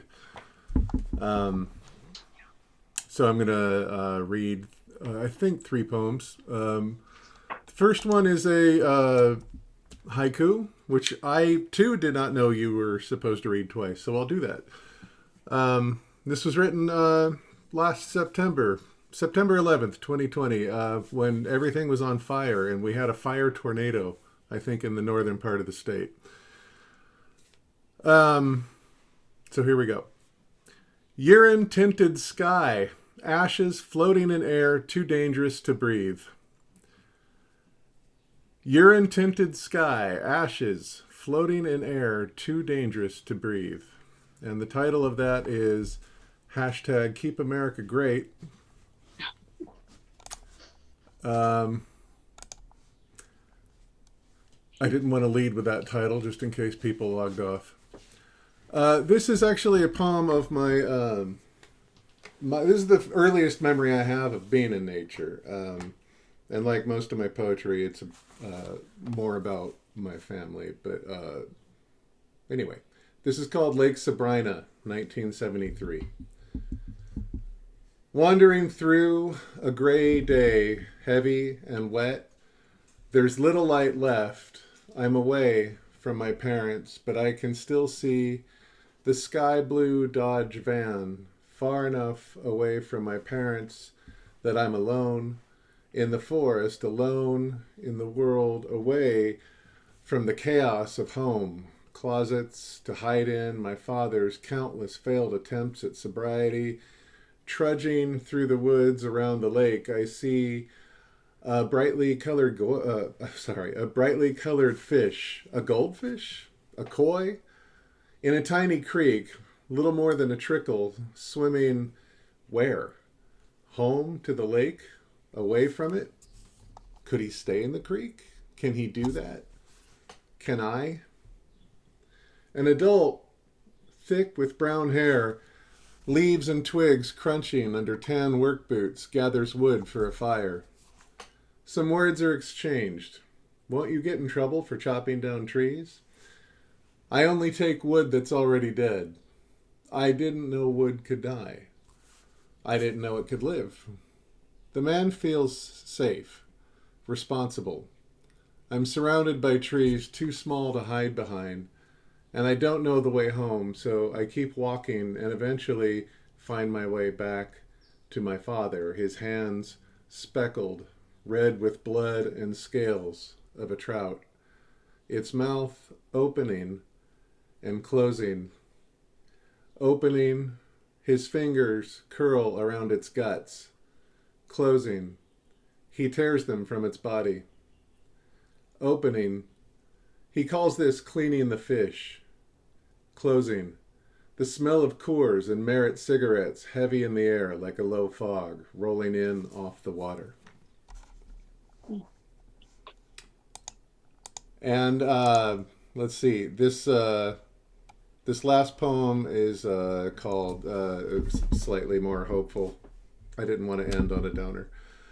This last poem is called PCH Sunset, New Year's Day 2016. Sydney, pants in the sand before us, all ran out. Annette's phone mimics a shudder as she tries to capture the sky. I lean back on a massive tan rock, smooth and pitted with burrows from 1,000 generations of angel wing clams. Between competing sounds of ocean and highway, my eyes tilt upward toward the light, closed, and I listen to the sunset. I used to live a block north of the 10, and I used to think at night that the endless stream of traffic sounded like a river. Behind us, I hear only traffic. If a freeway is a river, it's a deformed mechanical thing, no fish, no pulse. Get close to an actual river, you can hear the life inside, the steady whisper of water on the shore. The ocean before us sounds like the wind, if the wind had a plan or patience enough to see it through, and the shoreline pulses softly with creation song, stories of lost gods, dreams of plankton, nameless, unseen. And thank you very much. And I believe next I have the pleasure of introducing Karen Greenbaum-Maya, everyone. Thank you, Tim. Is there anyone that I have really inadvertently left out? Please unmute yourself if I have, and announce yourself and let us hear your voice. I'm capable of anything this morning, and unfortunately it's not the desirable stuff always. Not hearing it. Okay. Then to end our reading, I have 2 short poems of my own. Older woman. Lacquered dandelion in full puff, one breath away from gone. The gauzy veil of careful hair floats at anchor over her freckled eggshell skull. She has become the opposite of shrewd. The memory of habit finds her assiduous, coaxing the relic of her crown into its old place.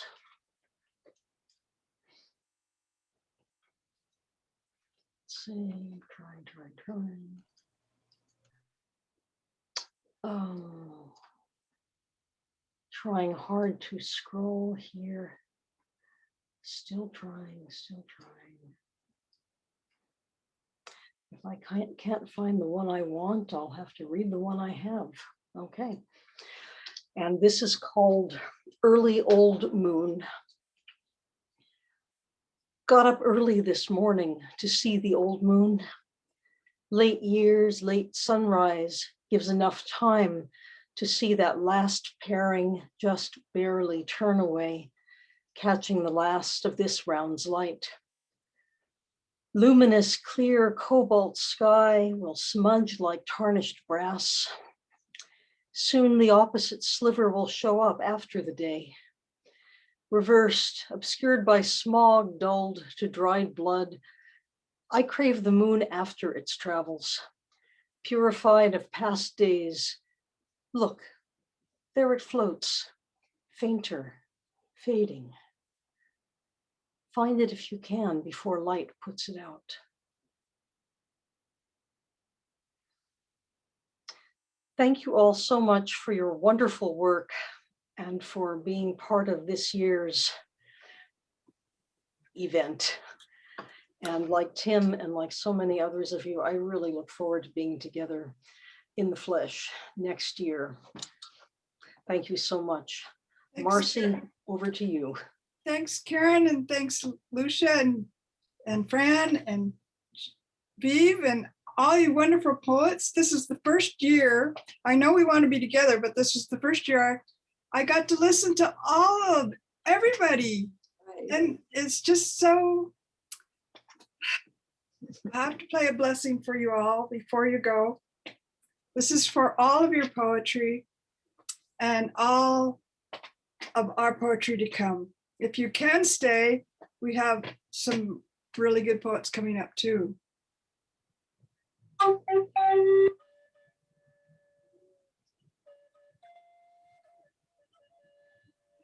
Oops, I lost.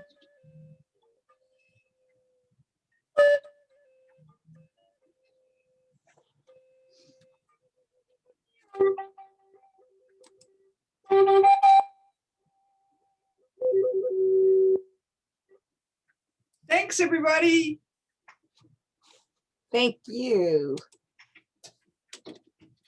So here we go. There's Ignatius, and get my little, we have poems coming from Wally Swift, John R Williamson, Kathy Erickson, Theresa May Chuck, Ralph Carson, Jerry Garcia, Chris Davidson, Cindy Wren, and Elizabeth Anati.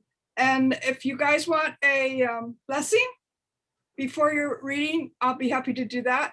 But if not, just think that I just blessed you anyway.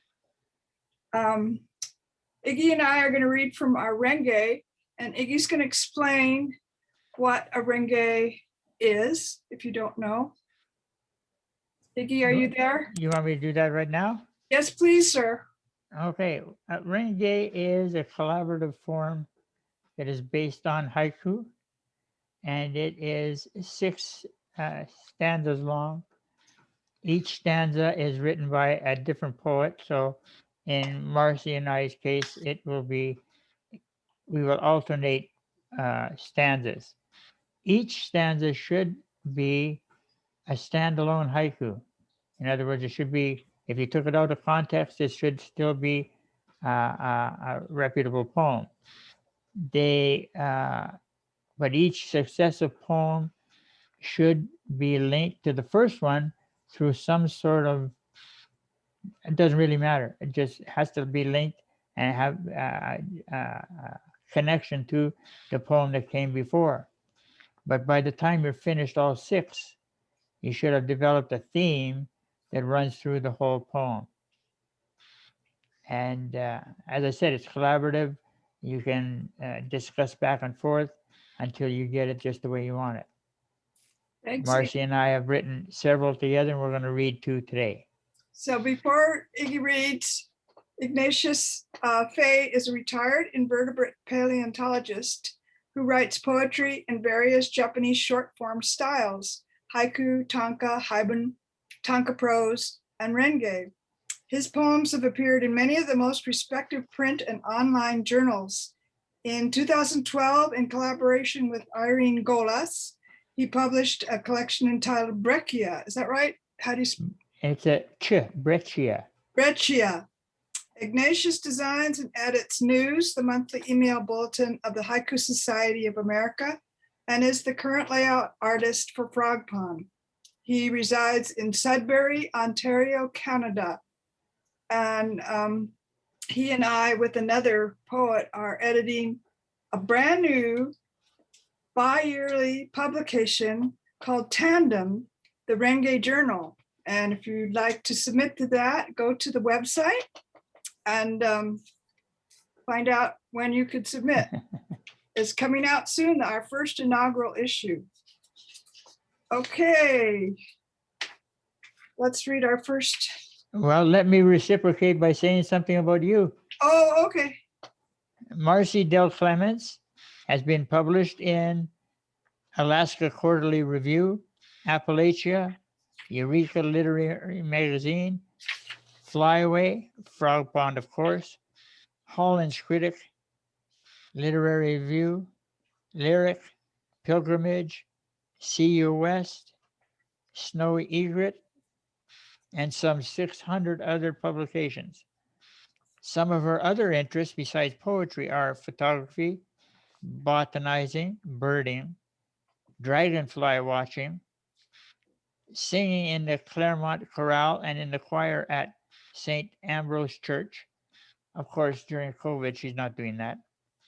Stamp collecting, playing recorders, learning the Celtic harp, and playing Native American flutes. She has converted her swimming pool into a pond so that she can swim with her koi. Thanks, Iggy. Did I really write all that? You did. Okay, let's read the Renge. Okay, the first one we're going to read is called From the Pier. Ruffled feathers on the gull's back, warm south wind. Sanderlings trace the wave lines. Gore-soaked table, pails of guts and fish heads, pelicans gather. Pylons at sundown. A great auk waits patiently for falling orts. Evening, sky dark with passenger pigeons. A mosasaur blasts out of the sea.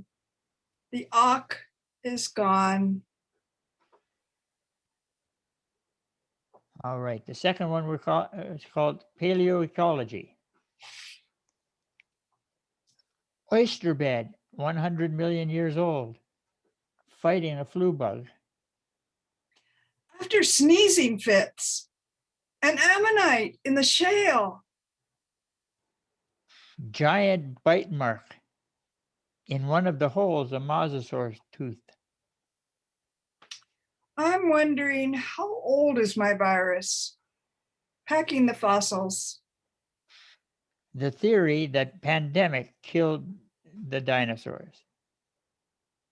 Headed to the van, loaded with rare finds. My tent mate coughs. Thank you very much.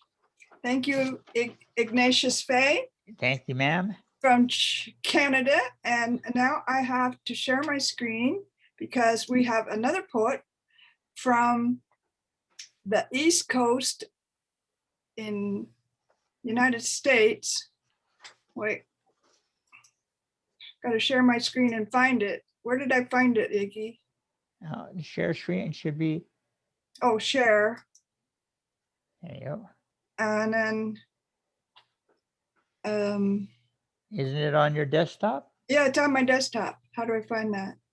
Well, we got to get rid of those windows. Okay, that one,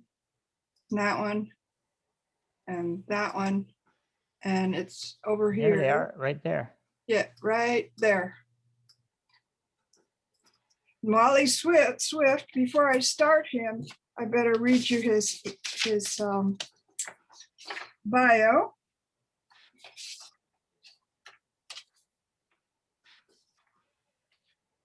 And it's right. was right here. What happened to it? Well, I'll find it and I'll read it for you after he reads. So here's the file. And here's Shawlee. Hello. I'll be reading 4 poems. 2 poems from my last 2 books. This book is entitled The Bees of the Invisible. And I'll be reading, the first poem I'll be reading is entitled September Morning. Sky clear after rain, alleviating 6 weeks of drought. Sunny with a hint of coolness in the shadows beside the barn. And under the trees, speckled with a fringe of fleabane. The orb weaver web on the porch, sticky with spiral capture silk, containing another victim.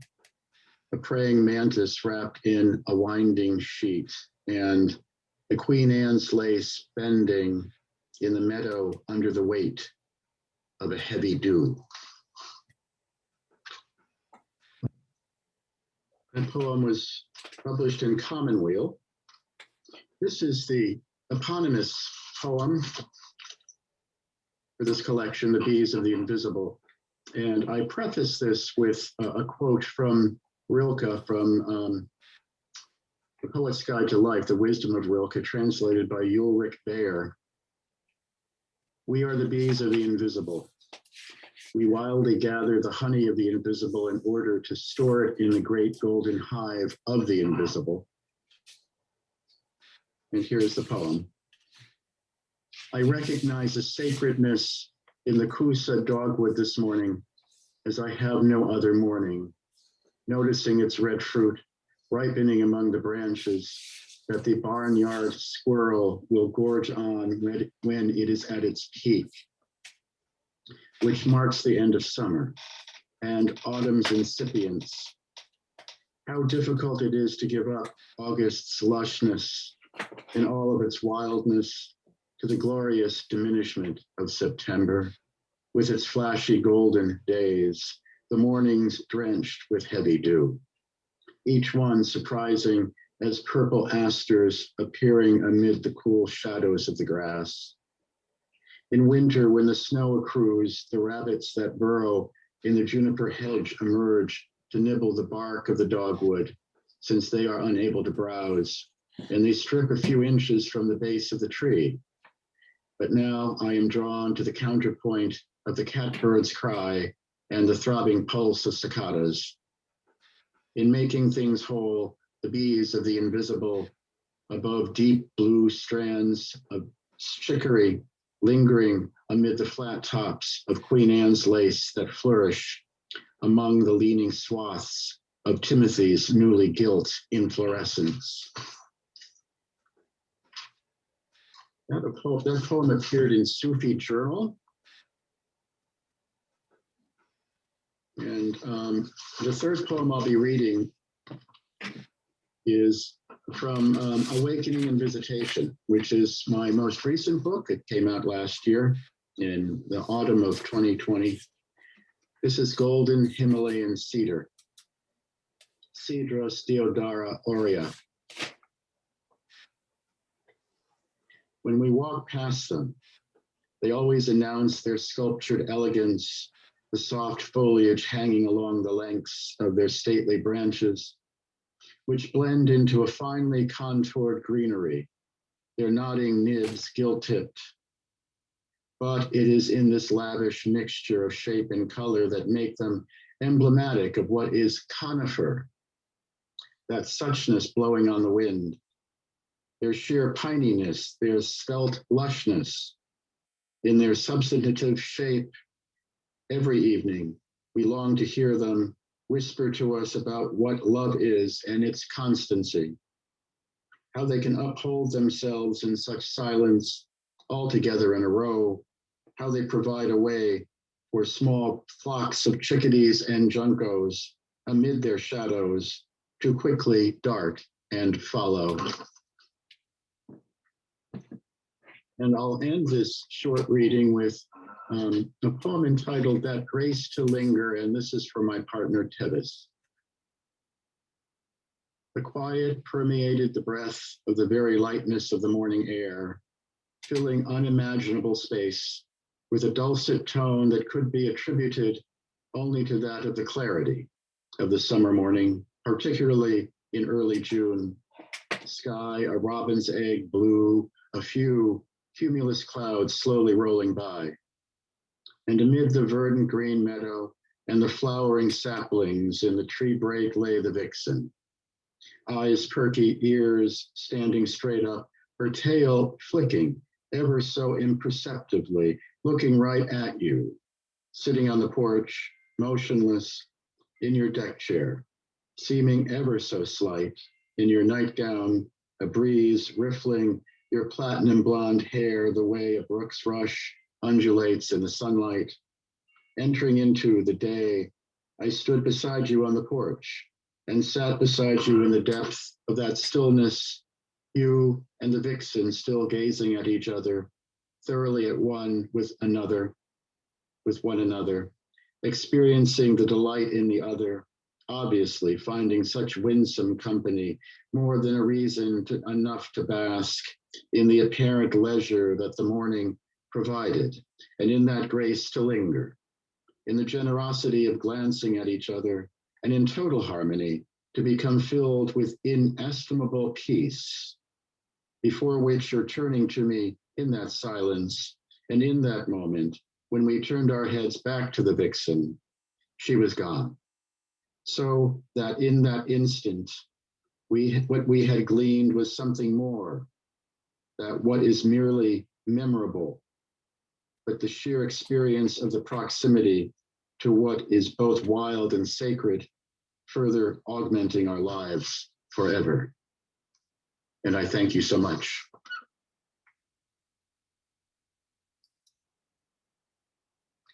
Oh, that was great. And I can't find his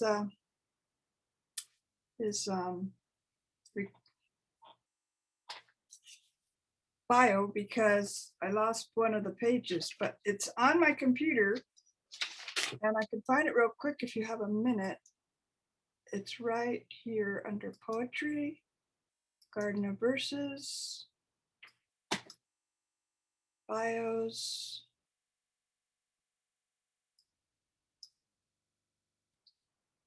Overview,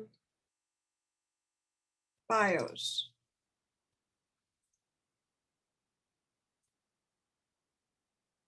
Swist. Wally is a well-known poet in the back in the East Coast. He has published over 40 books and chapbooks of prose and poetry, including Huang Po and the Dimensions of Love, Southern Illinois University Press, 2012.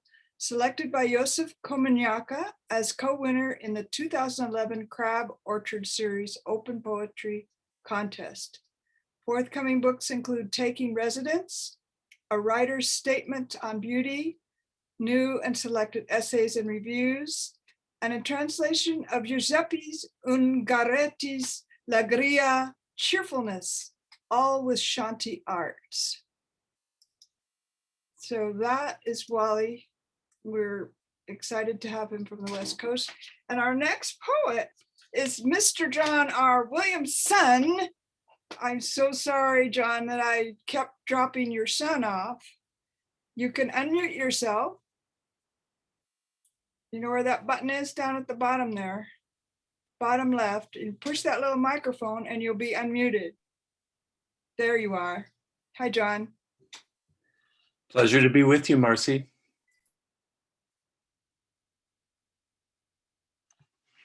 All right, well, I will I'm going to read your, I'm going to read your bio. I wasn't sure. Oh, gosh. Okay, I'll get this right. Maybe next year I'll do it right. Oh, you're doing great. Okay, John R. Williamson, born on Wright Patterson Air Force Base in Fairborn, Ohio. John R. Williamson grew up as the son of a journalist turned Episcopal priest and a school teacher turned homemaker turned school teacher. He attended Azusa Pacific University, where he earned a BA in 1991 and an MA in 2009. In 1994, Williamson began his first year of teaching at Shandong University of Economics in Jinan, Shandong People's Republic of China. He currently teaches English to middle school students at the Guden School, a private K-8 Episcopal school in Sierra Madre, California. He started and published a poetry and art journal called Grapevine from 1988 to 1994 and won the Cornerstone Poetry Slam in Chicago in 1990 with his poem Hot Jazz. Since the mid-1990s, poetry has remained a private pursuit for Williamson.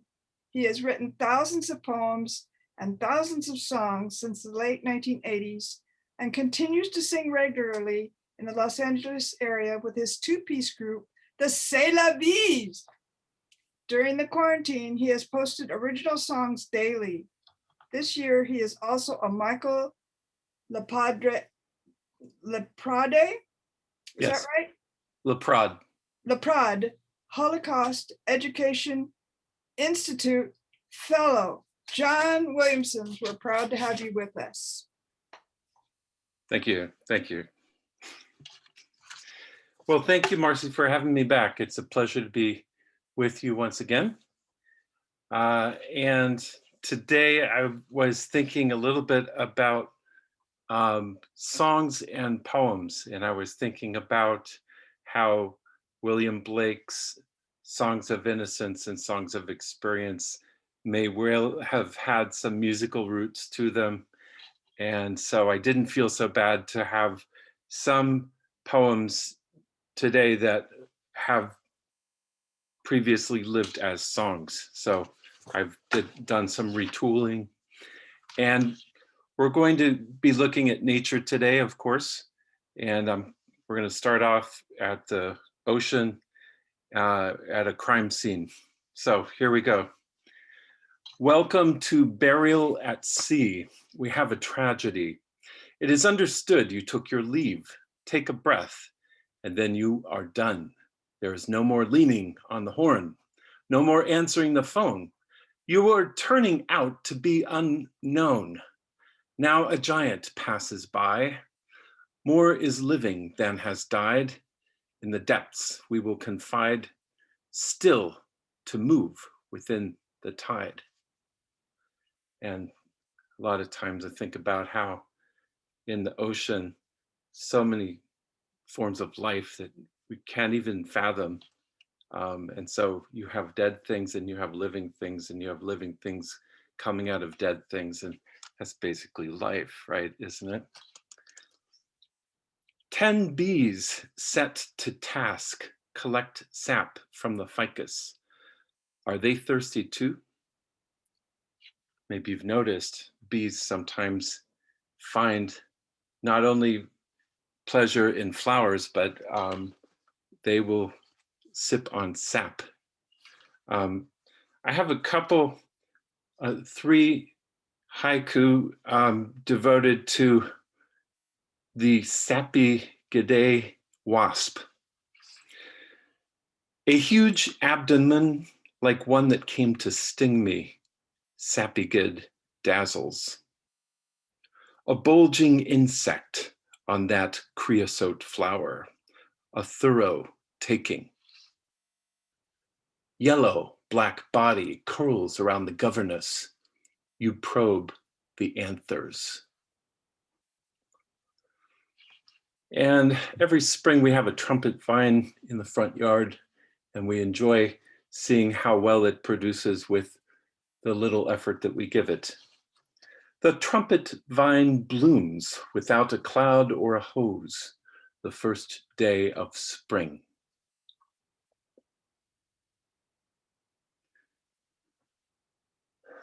And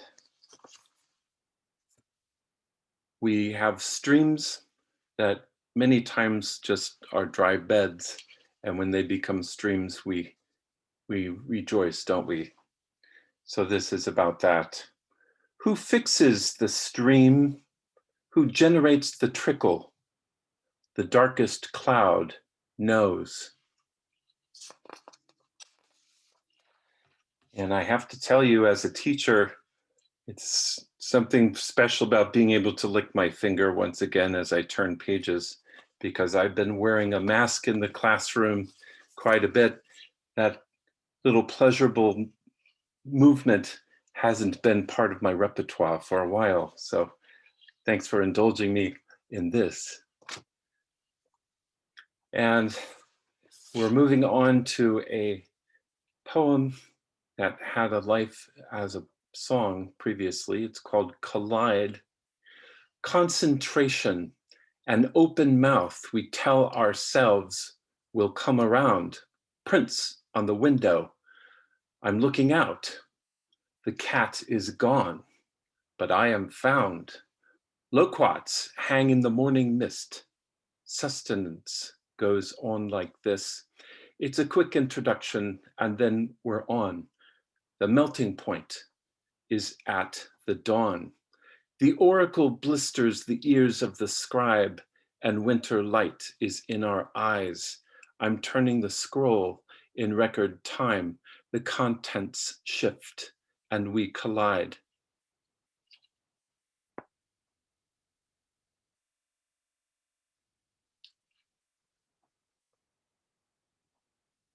You ever think of how many times you blink in a minute or in a day? This is about that.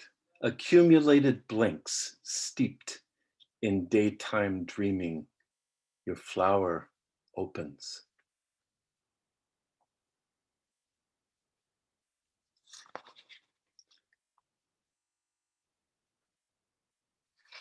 Looking in the yard for inspiration with this one.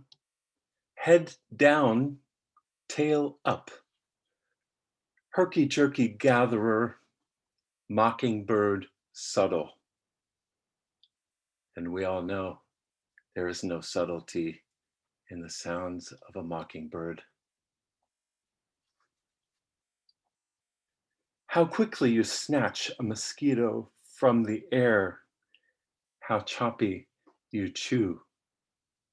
And I'm not a birder, but I did get to see this happen just outside this window, and it was pretty amazing to see a bird get a mosquito in the air in its mouth.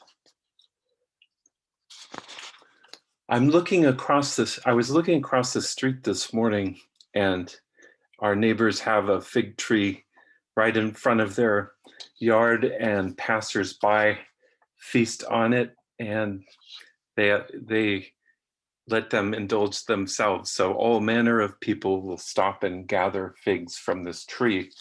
And in the winter, it really doesn't look like it is even alive. But right now it's starting to look alive again because those leaves are coming back. And this is inspired by the dead period of that tree. Without any leaves, the fig tree lives in its roots and slumbers till spring.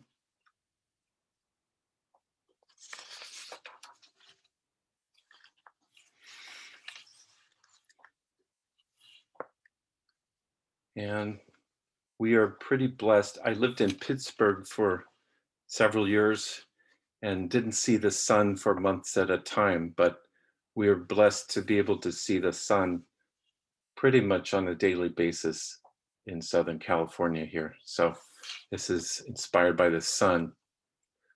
It's called unimaginatively Sun. Your fire's in the window, your heat is on my skin. You're with me every orbit, your food is medicine. Turn liquid into vapor, change interiors. Reveal all our neighbors with wings and scales and shells. You're growing, you're preserving the living and the dead. Undeterred, unswerving, you rise and then you set. You dwarf entire planets. In distance, you're demure. The growing light you're granting is plentiful and sure. Some turn to you in worship. Some cover up their eyes. Some cry through certain sunsets. Some wait for you to rise.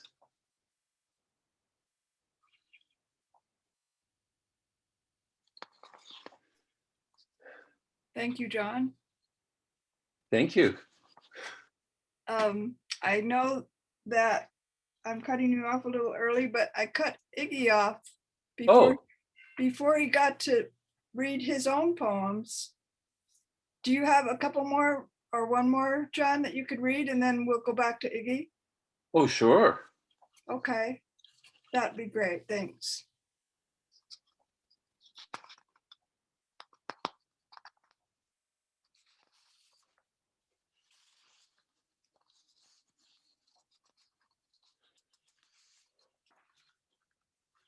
This one's called An Olive Branch.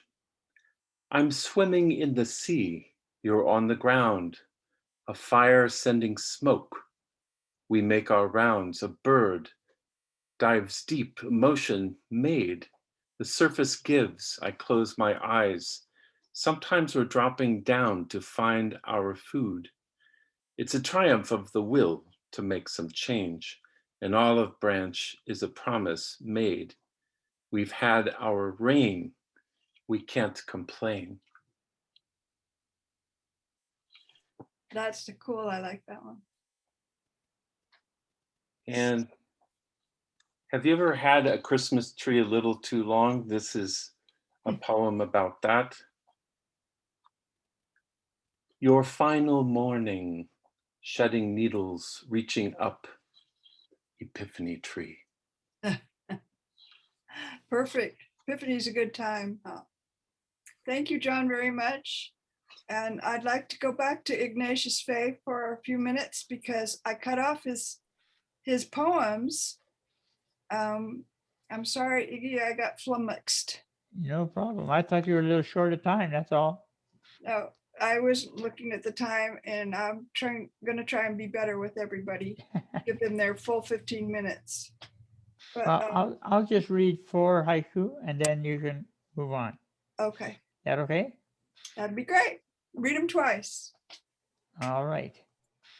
Indian summer. Mom and her wild rose bush died the same month. Indian summer. Mom and her wild rose bush died the same month. Windowsill. Stealing red from the sun. Green tomatoes. Windowsill. Stealing red from the sun. Green tomatoes.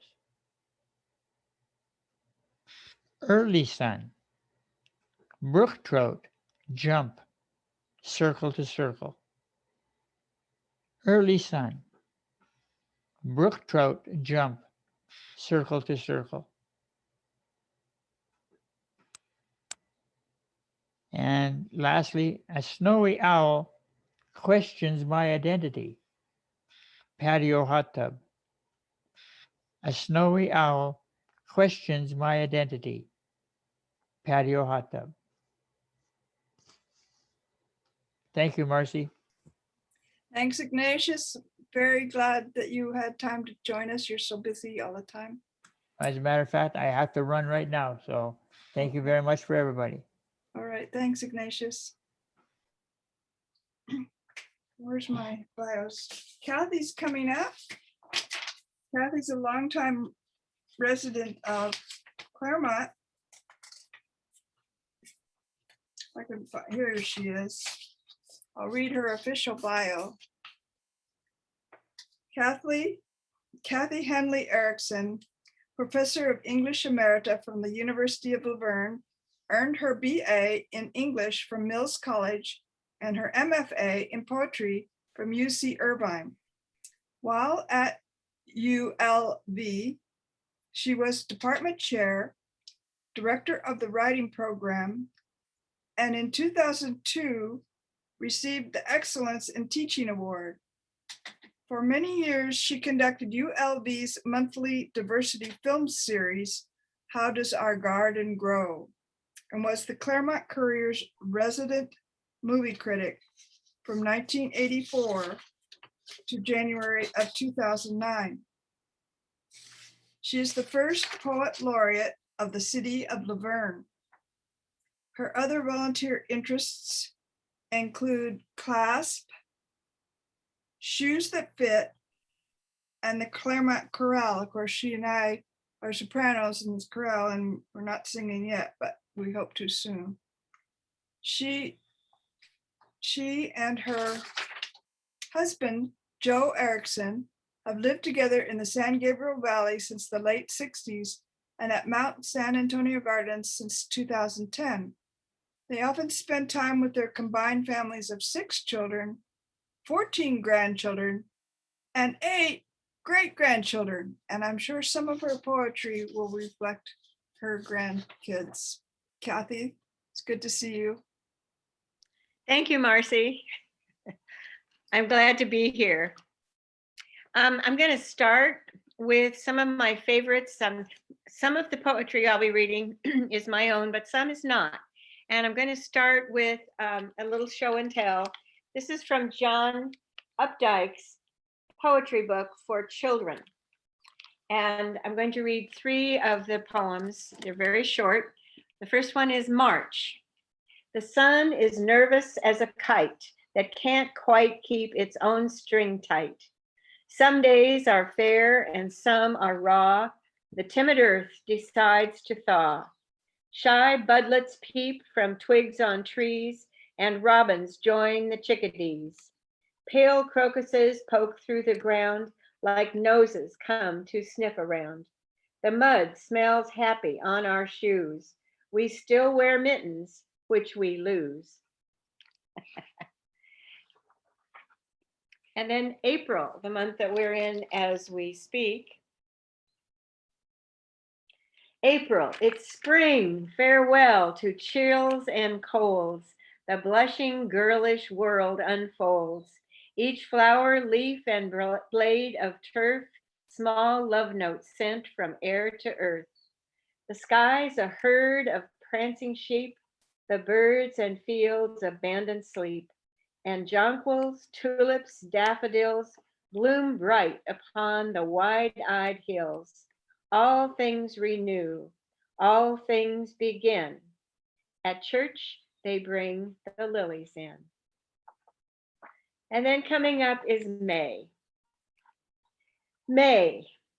Now children may go out of doors without their coats to candy stores. The apple branches and the pear may float their blossoms through the air. And Daddy may get out his hoe to plant tomatoes in a row. And afterwards may lazily look at some baseball on TV. Those are all John Updike, A Child's Calendar. It's an old book, late 60s. And then another favorite that is another one I did not do, but it is spring. And that's kind of my theme for today, I guess for maybe all of us. And this is E.E. Cummings, In Just. In just spring, when the world is mud luscious, the little lame balloon man whistles far and wee, and Eddie and Bill come running from marbles and piracies, and it's spring. When the world is puddle wonderful, the queer old balloon man whistles far and wee, and Betty and Isabel come dancing from hopscotch and jump rope, and it's spring, and the goat-footed balloon man whistles far and wee. So with E. Cummings, it always helps to know what it looks like. And honest to God, this guy, one of my favorites forever. Now I'm going to move on to some of my own poetry, and some of it is recent and some of it not so. Basil. After Janet died, with the sharp nails of his 2 fingers, my neighbor gave me a sprig of basil from his tiny garden. I placed it in the old ale brown bud vase and dripped fresh drops into the mouth, straight into the basil's heart. Now its weedy roots swirl in a circle. New green leaves sprout from the mother. I cannot even count how many. And then an older one of mine, cutting some slack. Like hay bundles before they're bound, slack is stringy, yellow, pale, fibrous, but easily broken, smashed, cut into tiny squares like polenta or pasta from southern countries. I have a storefront full of slack waiting to be bundled. Slack lies around where I have cut it, always ready to point out where I have not cut enough. I don't much like slack, though I have woven it into flowers occasionally and wear one in my hair from time to time. As music, it is guitar and ukulele with a keyboard tuned in, slidey. Cut me some slack, he roars. Woman, cut me some slack, like a tobacco chaw or a hunk of mutton, big bones to gnaw. The slack I cut for myself is more silky, pale orchid color, thin strands that could be woven into a scarf or California summer wrap.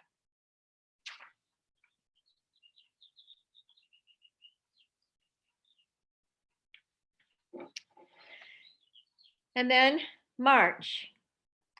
At the start of spring, doves seek quiet spaces, strings and bits of grass, a safe, sheltered ledge, waiting for their young.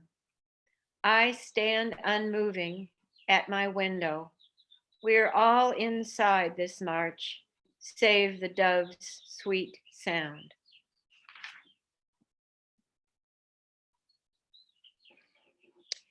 Here's one of mine called Visitor.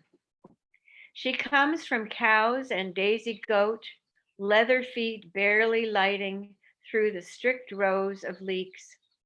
Cross-legged, lavender tie-dye, her coming made my parents our parents. They hang on her words. She fed my calico doll to the dog, little bits of oilcloth face, yarn braids hanging. Now she's taller than I am, scolds me for white flour and sugar, winks, our mother puffs an old hand, her speckled hair twirling with our ashes. Tomatoes simmer, simmer, I stir. My sister crushes wild rosemary picked over my wall.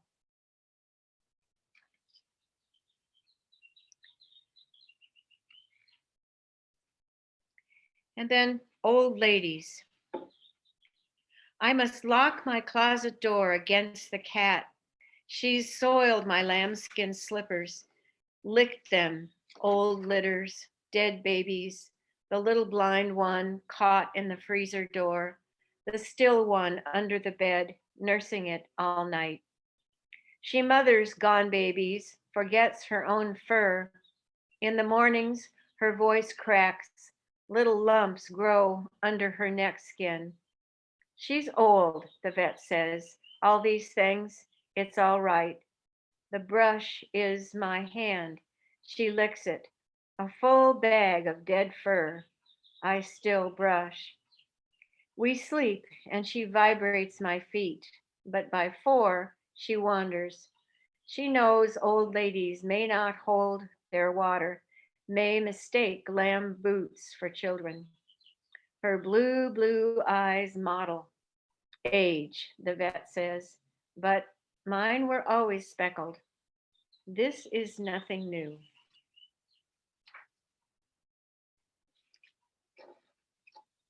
And then on the opposite side of life, delivery lullaby. Born baby, where's your mother? There's your mother, stroking your back, you little tadpole new thing. Wizened new face, crawl your mother's nipple, float on your back. Remember sea songs lapping. Practice your tongue, taste air, taste warming air. You thimble, quiet down on curling feather. Remember womb song rhythm, your mother's breathing.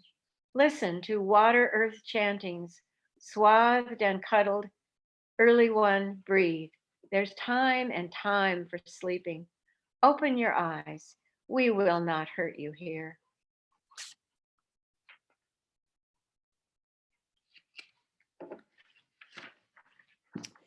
More gardening. Enemies.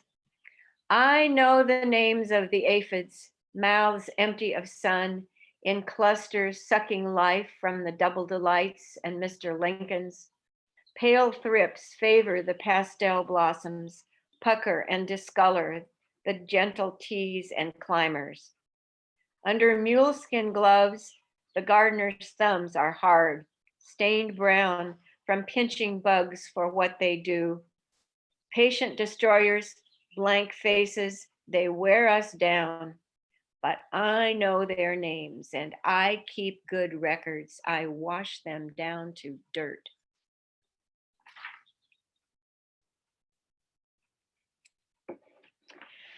And another favorite, springtime, this is by Richard Vargas. Why I Feed the Birds. Once I saw my grandmother hold out her hand, cupping a small offering of seed to one of the wild sparrows that frequented the bird bath she filled with water every day. She stood still, maybe stopped breathing, while the sparrow looked at her, then the seed, then back as if he was judging her character. He jumped into her hand, began to eat. She smiled, a woman holding a small god.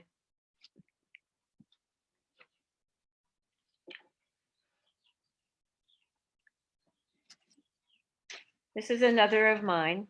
For the first time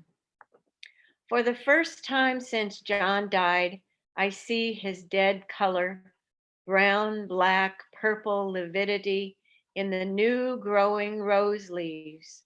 First barren pruned limbs, now with promise and fresh growth, red to dark green. Buds like green acorns, blooms to follow. Renewal, promise. I see him in photos and memory. Once in a while in dreams, if I'm lucky. Once in a while in a swooping hawk.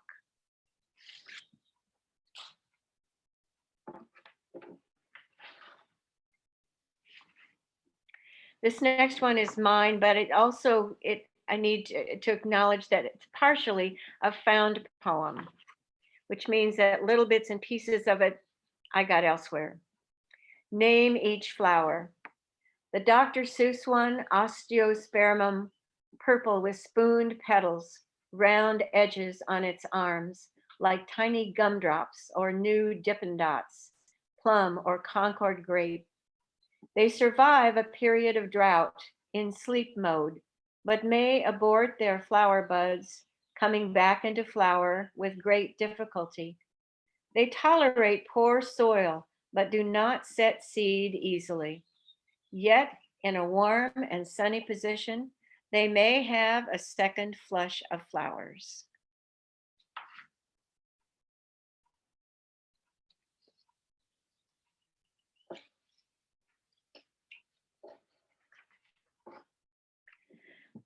Another of mine, peeling an orange for my husband, who this morning shouted at me over FaceTime, "I want to phone Kathy, my wife," as if English, the language, the culture of our childhoods, of all our lives together, were now as foreign as a rock in a sandal. The yellow sun-kissed peeler invades the orange skin at the navel and the stem. Above my work, I'm looking for the dove nesting in the roofline rafters. I saved her photo from 2 days ago, but now she's elsewhere, hiding from the rain and me. I'm stripping the white pith, pulling the strings, cleaning the sections for my husband, holding the soft, dry segments, layering them like precious eggs in a paper cup. I print his name in red on the lid. I carry this treasure to where one helper will take it to another, and then to where I am not yet permitted. When I return home, and Alan's hummingbird, its small brown body quivering, feeds itself in the clear water I prepared and sweetened and hung.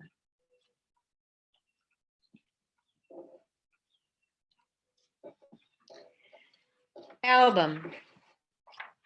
A brand new Kleenex in my pocket, a burst of sunshine after rain, endless. Fresh sugar water in my feeder, games in my stocking for me alone, not to share with anyone. I'm hungry. I want to chew this air, strong on my strong molars, step inside my mouth, the cavern glowing, full and rich, snip it with my rabbit teeth. This grass, this air, this life. And two more. Woman walking. Woman walking, head up, shoulders straight toward me. Elsewhere, they say the past is ahead of you because you can see it. The future is behind because you can't. But here on our trails, we walk steadily, stopping for wildflowers, deer tracks, a drink, bikers, other hikers, to watch the fog shift in and out of the trees, to marvel at the regrowth of burned timber, of Canterbury bells growing out of the red rock with nothing but enough roots to hold, even after drought, even after floods, even after fire. We walk, the past behind us, a soft breeze reminding us we were not the first generation of strong, vulnerable women, nor will we be the last. And to close, this is by David Budbill, The First Green of Spring. Out walking in the swamp, picking cowslip, marsh marigold, this sweet first green of spring, now sauteed in a pan, melting to a deeper green than ever they were alive, this green, this life, harbinger of things to come. Now we sit at the table munching on this message from the dawn, which says we and the world are alive again today, and this is the world's birthday. And even though we know we are growing old, we are dying, we will never be young again, we also know we're still right here, now, today, and my, oh my, don't these greens taste good? Thank you. Thank you, Kathy, so much. Thank you. We have a few minutes in between poets, and I warned you up front that since I'm not on the list, I'm going to intersperse some of my poetry with some of you guys. So I think I sent around, is that in focus? The flyer. Oh, I can't get it in focus. Come on. Anyway, my book, my first book. I've outfoxed myself because I put this blur behind me, and now it's not focusing. Oh well. I sent it to you, and I'm going to read the first poem in the book. It's called April. My dog veers from where she heels beside me. Turning, I too see a doe in the beaver tail. The fine-boned mule springbucks to high stands of black mustard. We both pause to watch each other. Some nerve deep within must tell her she is safe from me and my dear spotting dog. now sitting at my side. She holds at the crest, ears and eyes just above the yellow stipple of 1,000 mustard heads, framed by an empty ceruleus.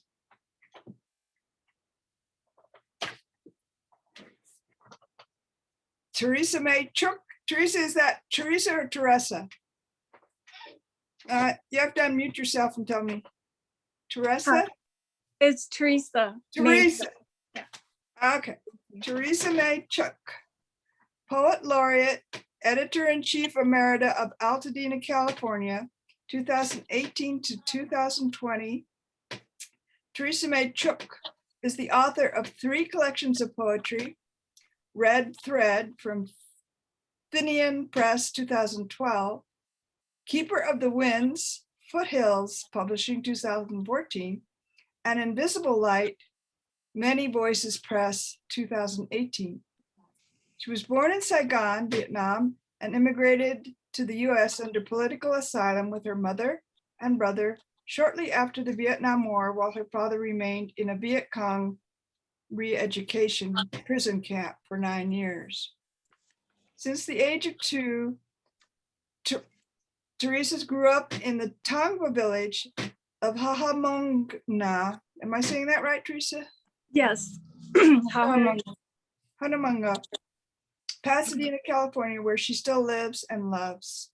Theresa is a graduate of the Masters in Fine Arts and Creative Writing Program, Poetry, at Goddard College in Plainfield, Vermont, and teaches literature and writing at a public high school in Los Angeles. We are happy to have Theresa with us again, and we're looking forward to your poetry. Thank you, Marcy. It's a blessing and honor to be here. I think this is my 3rd year celebrating Garden of Verses and first virtual, but I have Sequoia National Park in my background. So kind of in a natural setting virtually as well. So as you mentioned, I live in Pasadena, also known as City of Roses. So I do have a few poems that are connected with that. Rose. When I was little, my mom used to tell me not to smell roses because the small bugs would get into my nose. I avoided sniffing roses into adulthood. One day, I saw a beautiful bush of red and white roses. I leaned closer than my mom would have liked. It happened quickly, without a thought, a waft like honey. I smelled again. Then I was curious about the purple ones, the orange ones, and the deep red ones. These next 2 poems are dedicated to my late grandmother. She passed away several years ago at the age of 92. And she was the only grandmother that I grew up with. Hugging my grandma. This is how it feels to hold a peach tree, not the trunk of the tree, but the branches. The bees circle to get pollen and nectar. So in my arms are bees and butterflies and fragrance and the assurance of fruits. The branches full of leaves and blossoms, and me just holding them in my open arms. As my grandmother grew older and older, she began to shrink, and she was so delicate. Grandma, a hologram. In your physical absence, the hologram of me still contains you, like a cut leaf. You are part of the light scattered from me, so that even a tiny fragment, an eyelash, still contains the whole of you.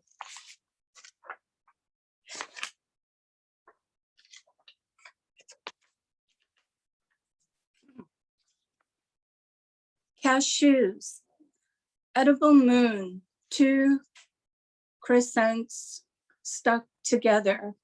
Though the moon outside is whole and blue, tonight I have my half circles, little tasty smiles on New Year's Eve. A swings upward path held between my finger and thumb. A small boat on the lake of my tongue disappears one by one. Above, a full moon made of a cashew split into two.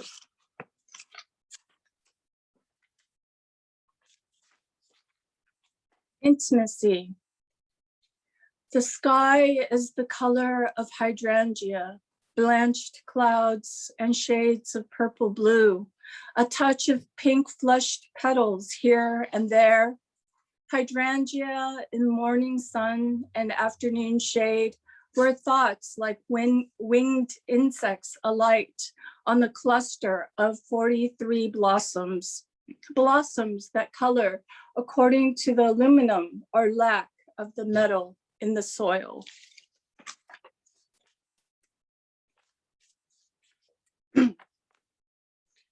How chopsticks were invented. Against a backdrop of sunset, two reed-like legs are dipped into water. Snake-like neck swings back, then forward like a sword and catches a small fish between its beak. Anyone who folds 1,000 cranes will receive their heart's desire. At the table, a woman's arm is a neck in its loose white sleeve. Rice, chicken, broccoli, carried on the tip of chopsticks. Bike accident. My closest encounter with a rose bush was when I crashed into one. While a child and riding my bike, I thought I would challenge myself, pedal fast, let go of my feet and hands. Then I lost control and went straight into a rose bush. The bike on top of me, thorns in my body, flesh cut and bleeding. The rose entered my bloodstream and eyelids scattered over me. I guess it was then, as when Peter Parker was bitten by a spider and became Spider-Man, when I became a poet.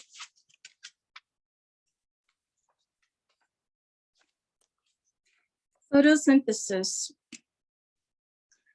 How can I convince you that you do have chlorophyll, that you can take the sun's energy and turn it into sugar, produce something sweet inside of you, take the waste people breathe out and make it into something that will keep you alive, that will keep those around you alive, create oxygen. Why do you say that this metaphor doesn't work, that you don't have the powers of a plant, that nature didn't intend you that way? Look how you twist and turn towards the light.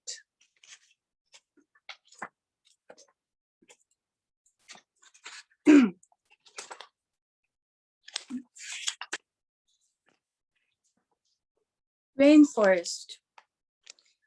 I close my eyes so that I can see it, what we so freely eliminate. Who is not guilty of it? We reek of paper. Everywhere we go is paper. Our hands are stained with paper. Walls, what echoes from our walls? The sweet whisper of rainforest. Even the name makes the sound of rushing water. Or perhaps it's a ghost that haunts us. They say the dead that did not die a peaceful death are doomed forever to wander the earth. But perhaps this earth is for them already a cemetery, stacks and stacks of flesh on a desk. Which one belongs to which tree? Already we've traded oxygen for so much.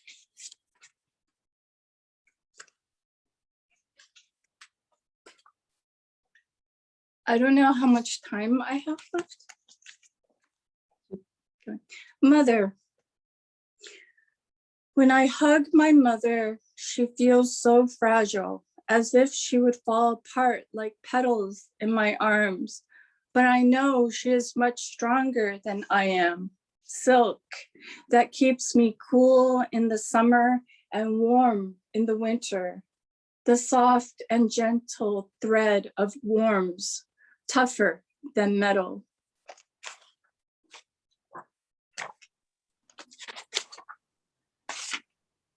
You're fine with time, Theresa. It's 1:37. Oh, okay, great. You're welcome. Thank you.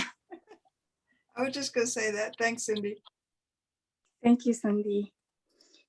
Chernobyl Necklace. What the Chernobyl necklaces is during the nuclear fallout in Chernobyl, the people who were affected had cancer and they had to have their thyroid removed. So there'd be a scar around their neck, and that's how people knew. So it was called the Chernobyl necklace. Chernobyl Necklace. The scar is a pink horizon, sunset at the ocean. Each tree still standing in the red forest carries the story in its rings. Blind birds sing, calling to their mates. Broken glass, a plastic doll, the inanimate survive. How many more Aprils will that day be remembered? On my body grow mushrooms that could kill. Out of my heart runs a six-legged deer.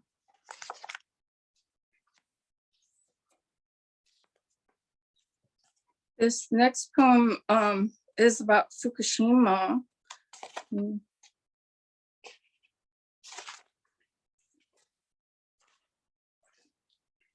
Love after Fukushima.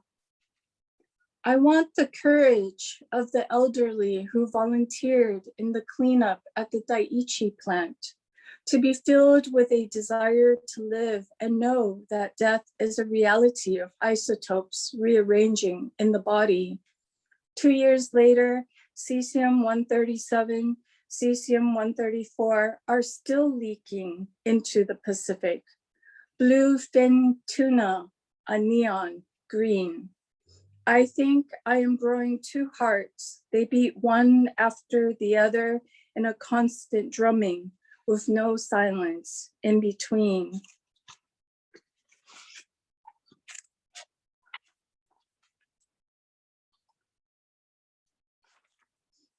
This next poem is dedicated to our grandmothers, mothers, sisters, and daughters who are experiencing houselessness. And that has only gotten worse in the past year during COVID. And for women to be living on the streets, it's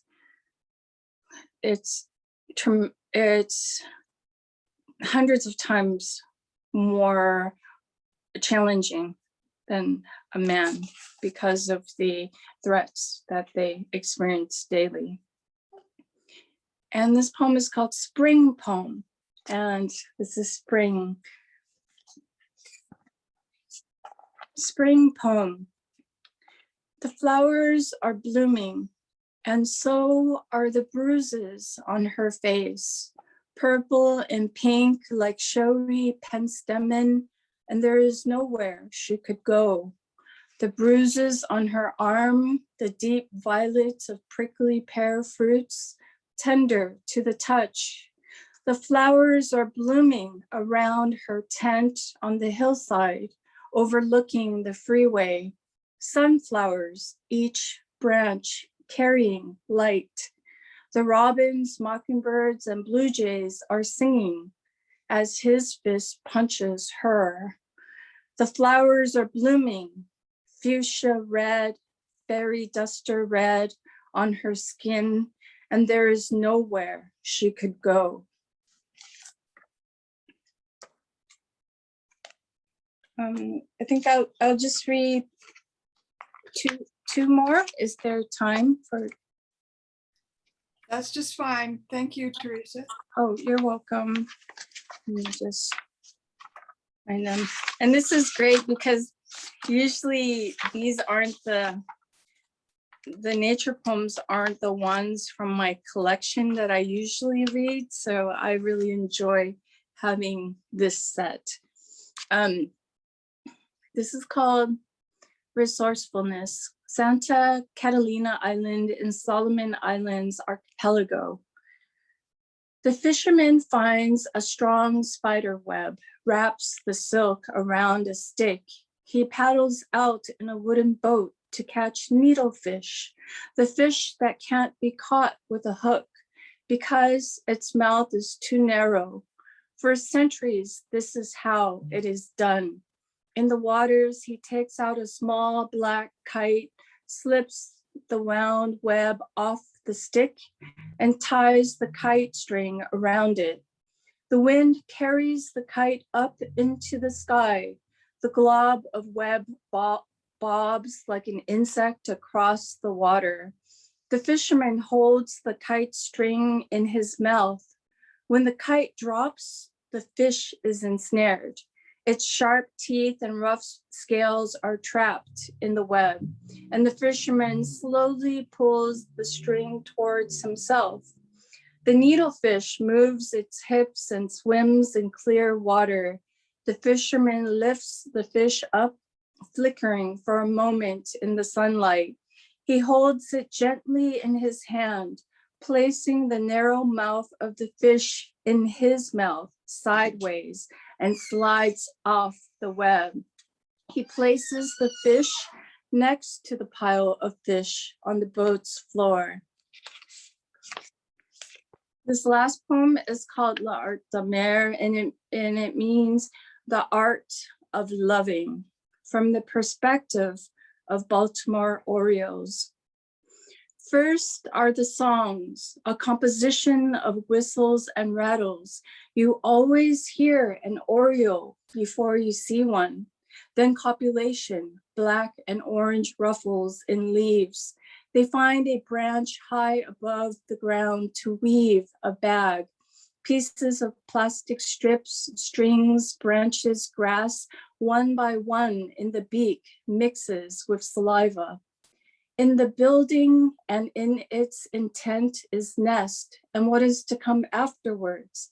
Eggs, hatchlings, helpless and blind, throats stretched out in a quarrel for food. Insect legs dangle from a parent's beak. The younglings will soon leave the nest with a nudge off the edge. The first time wings are used to convince air of its ability. Between two elm trunks, vertical and black, bird in sky is an absolute. Thank you so much. Thank you, Theresa. Ralph is ready to unmute. Ralph Carson retired from Azusa Pacific University, Azusa, California in 2014. His poems have appeared in the Texas Review, Poet Lore, the Cape Rock genre, the Hawaii Review, Sunstone, War, Literature and the Arts, Colery. Is that right, Ralph? Collier, I think. Collier, Slake, Whale Road Review et al. Carlson's poetry book, Waiting to Say Amen, is available in print or electronic formats from lulu.com, barnesandnoble.com, and amazon.com. Ralph, we're happy to have you with us. Happy to be here. I'll have 3 poems. First one is Agate Hunting. We walk the dark of the beach for firm footing, below the tufted frosting of dry sand, but above the tease of waves wasting to thin foam and falling back down the shore slope. We walk where the water has lately come, has bonded and burnished the sand till our steps hardly dent it, and our eyes must tighten to drill through the steel sheets of light. We stride against the wind, leaning, stooping for the odd lump studding the sand sheen. Time and time again, it is wet basalt or a granite pebble with quartz enough to glisten from its half shell of scooped sand. It is not agate. We know this is not the time after a winter storm turns a stand, or at least a higher tide than this receding. That is the time to hunt. Nor is this the place. 10 miles north or 2 coves south, where the weather slices down cuts of old Pleistocene beach from the bank, stretches marked Agate Beach on the Auto Club map. In such places, the chances are better for finding stone so pressed that it accepts the light. But we are not further up or further down. Salt wind dries the sand from our fingertips, and a steady 5 paces ahead, dark beach rises to light.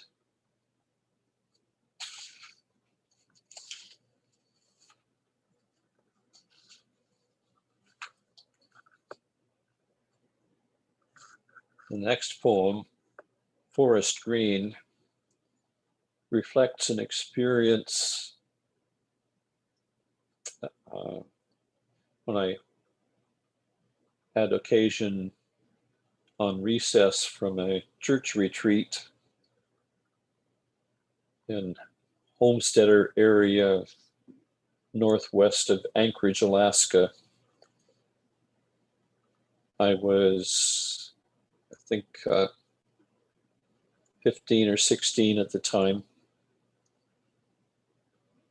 And the intensity of the experience in the green stayed with me, so that early in my career, once I was an adult, I wound up making a variant sonnet of it. And in researching my stuff and planning for this reading, I wound up writing a response to Forest Green. Now, given the COVID situation, and I've had news of 2 cousins who passed away, a grandniece of my late wife had a baby with a heart defect. After numerous crises and surgeries, the little boy is fine and growing strong now. Recently passed a first birthday. And I myself now am looking towards the 75th birthday coming up. So the third poem that I'll read will be responding to those things. But here is the poem that reflects that early teenage experience. Forest Green. Close your eyes. Think back to those few strides down the trail through blue-green moss, so lush over each shoe, toes and heels disappeared. Crows settled high in the tamarack, yet seeing you meant no harm, or could be even less harm than most free-mettled creatures, decided not to fret still air. One turn of the trail, and spruce and silence had you. Right hand random in pocket, foot come to a standstill in moss ankle deep. No trill, wail, wing beat, squirrel chat, or wren call halted the change. Your blood turned chlorophyll.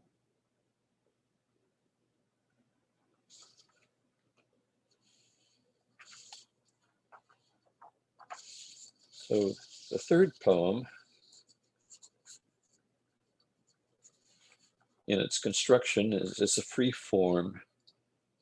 And weaves back between the allusions to forest green and the experience it reflects, and the various stages of things I experienced, including the 1964 earthquake, known to those who went through it as the Good Friday earthquake. At the time, rated 8.6 on the Richter scale, and when they changed scales and re-rated things, it was, depending on who looked at the scale, a 9 or a 9.2.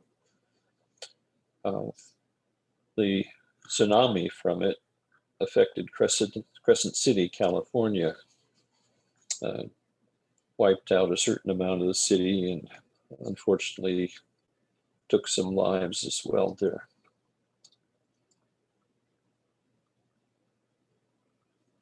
Decades after Forest Green. 6 decades later, when I walk hillside park sand and gravel trails, sometimes shaded, sometimes sun-scorched chaparral, I still breathe recall of the interlacing green of that boreal forest inland northwest of the epicenter of the shuddering that would shake a fifth of the world 2 years after my footfalls in that lush moss. With immediate steps of here and now, I scan the trail sides for white-crowned sparrows or California towhees foraging, and check more distant shrub peaks for some scrub jay or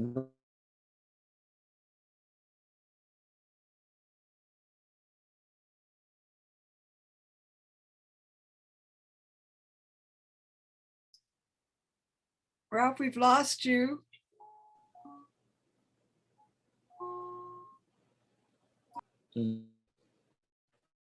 I hear you.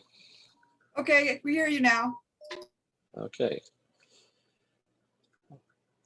Should I start from the beginning?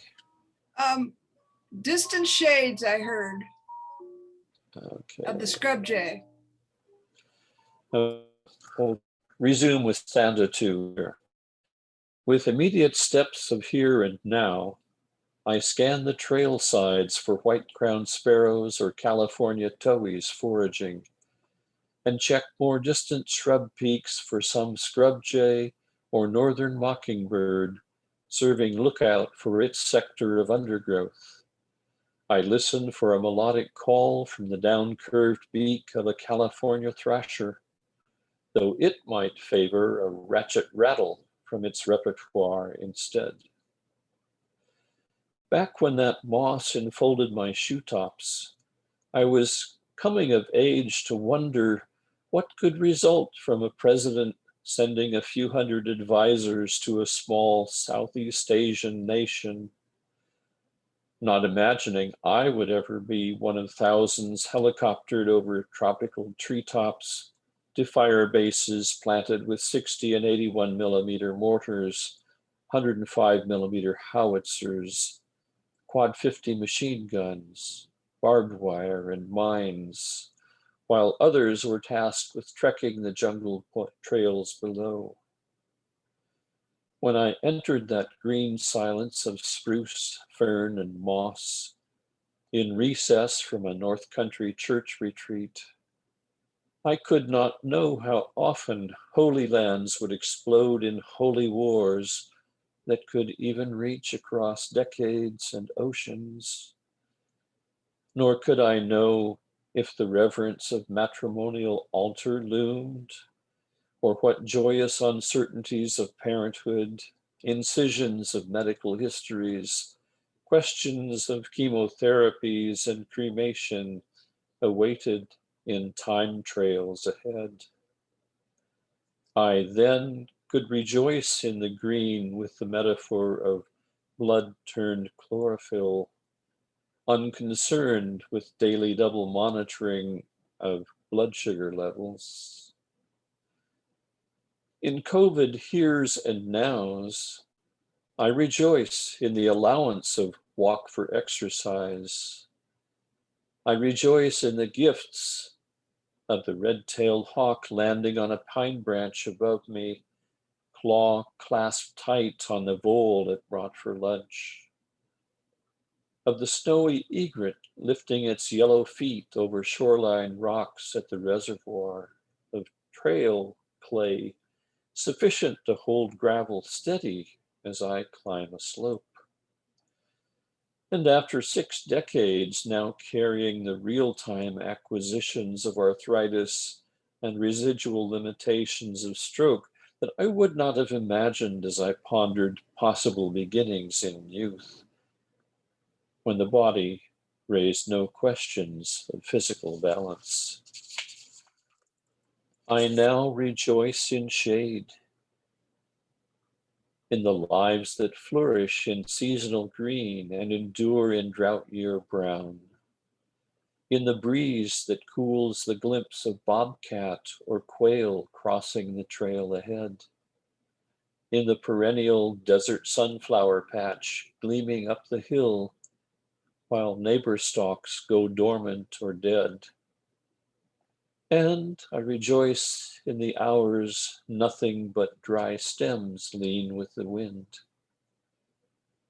I rejoice in seeing season by season the cycles of bird and tree and shrub and squirrel and snake, pondering green beginnings as I did long ago, yet more than before, pondering browning endings as well, pondering distances both chosen and enforced, pondering bonds, embraces, absences, and steps. And I rejoice in the wisdom to ponder the very clay, crushed gravel, and inclines yet ahead. The chance to judge whether the earth before me will afford firm footing, or if unwisely trusted, will shift and slide and take me down.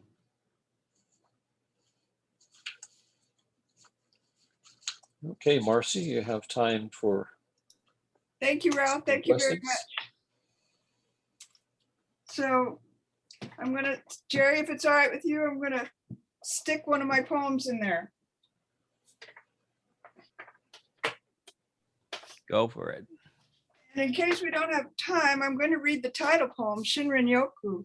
Do y'all know what Shinrin Yoku means? Did you look it up? Well, you'll have to look it up. But this poem is called Shinrin Yoku, and it gives it away a little bit. It's from the Japanese meaning forest bathing. And then we'll go to Jerry. So hang on, Jerry. Velvet fronted nuthatches, a matched pair, hang upside down on the guy wire stretching along the bridge between the towers. Bilalong canopy walkway. Ulu Ulu Bunai, where 5 towers rise above the forest floor.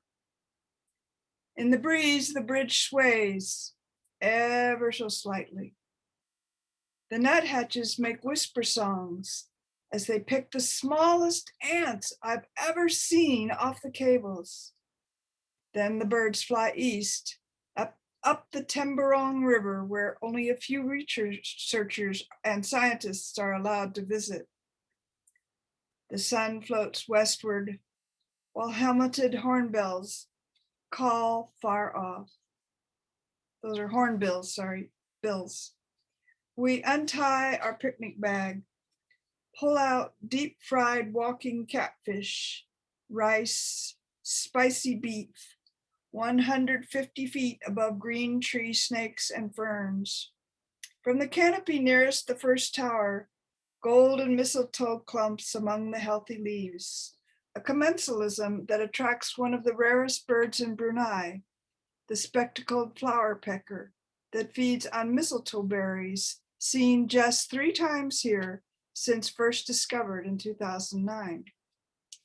Only way up here, this far, far place, beyond any village, up 857 steps to the foot of the 5 towers. Gibbons call pre-dark, settling into their sleeping branches.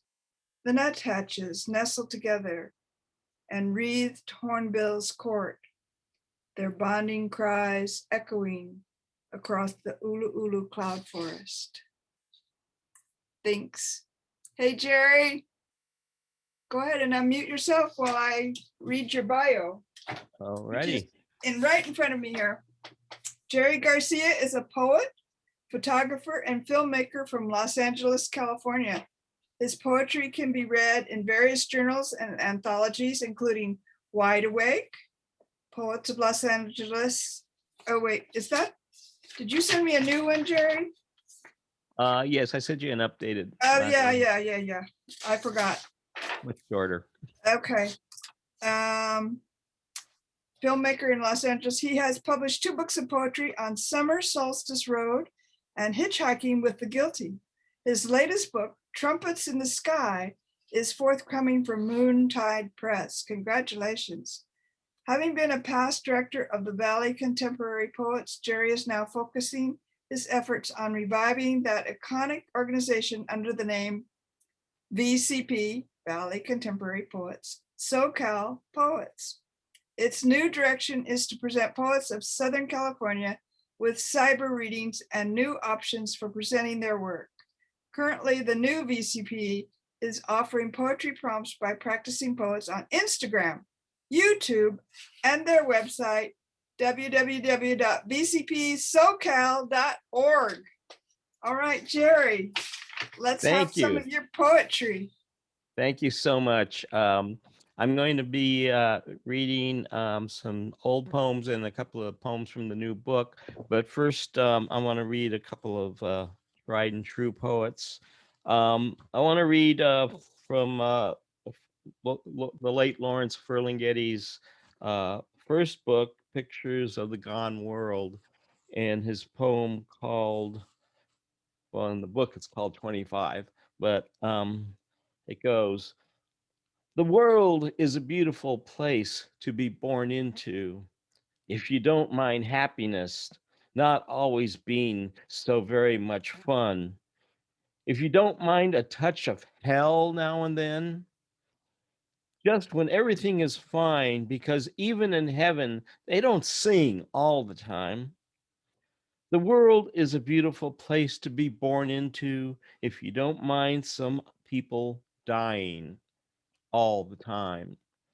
Or maybe only starving some of the time, which isn't half bad if it isn't you. Oh, the world is a beautiful place to be born into, if you don't mind a few dead minds in the higher places, or a bomb or two now and then in your upturned faces, or such other improprieties as our name brand society is prey to, with its men of distinction and its men of extinction and its priests and other patrolmen and its various segregations and congressional investigations and other constipations that our fool flesh is heir to. Yes, the world is the best place of all for a lot of such things as making the fun sing and making the love scene and making the sad scene and singing low songs and having inspirations and walking around looking at everything and smelling flowers and goosing statues and even thinking and kissing people and making babies and wearing pants and waving hats and dancing and going swimming in rivers, on picnics in the middle of the summer, and just generally living it up. Yes, but then right in the middle of it comes the smiling mortician." Very appropriate words from the late, great Lawrence Ferlinghetti. I'm now going to read a poem from Gary Snyder, who was one of the First Beat Poets. He was in the Gallery 6 reading, and he's also known as Jaffe Ryder in Jack Kerouac's book, The Dharma Bums. And actually, my dog is named after him, Jaffe Ryder, the poetic dog. Anyway, this is called Above Pate Valley. Pate Valley being in Yosemite, and here goes. Above Pate Valley. We finished clearing the last section of trail by noon. High on the ridge side, 2,000 feet above the creek, reached the pass, went on beyond the white pine groves, granite shoulders to a small green meadow watered by the snow, edged with aspen. Sun, straight, high, and blazing, but the air was cool. Ate a cold fried trout in the trembling shadows. I spied a glitter and found a fake black volcanic glass obsidian by a flower. Hands and knees pushing the bare grass, thousands of arrowhead relievings over 100 yards. Not one good head, just razor flakes on a hill snowed all but summer. A land of fat summer deer. They come to camp on their own trails. I followed my own trail here, picked up the cold drill, pick, single jack, and sack of dynamite. 10,000 years. It's interesting. This is such an old poem that everything every line is capitalized, and I don't know, it's hard to read these days. Here's a poem by Carolyn Goodwin. Carolyn Goodwin is a friend of mine who had been the poet laureate of San Mateo County when we met at a reading here in LA, and she she wanted my name on a blurb for her book because she thought it would be cool. So anyway, but she's just a wonderful poet and has a good touch of nature. This poem is called Mission Blue. It's for San Bruno Mountain. I go up before sunrise, before the light finds the prominent and salt flats and marina, the baylands and lagoon alive with willows and goldeneye. Before the door opens in the east and the night shifts clocks out, and the parents and older brothers and sisters come home to the younger ones. To wake them and prepare the first meal of the day, my own mind opening into the familiar, into the old, brief blue of a glacier. I go up, and when light reaches clear water at the center, every lupine, when blue wings come like a blessing to cover my eyes. Thank you. She's a wonderful poet. Martin, I didn't thank you for having me out here for, I think this is the 4th year, even though I'm in Studio City. I didn't have to drive 40 minutes or whatever it was, but I miss the sun on me. This picture behind me is not from Claremont, but it's from the Santa Barbara Botanical Garden. So I feel at least that. Okay, so this is a poem of mine. It's called Forest. Sun shafts dapple sodden floor, broken limbs cordon road, just a turn from the light. Rocks bite soil, plant decay scents fogging air. Ice breeze wets my uncovered nape. With each step, stems break like stopped arteries. Redwood trees stand as cathedral columns. Forest underneath hides direction. Damp, cold, and morning sun so exist.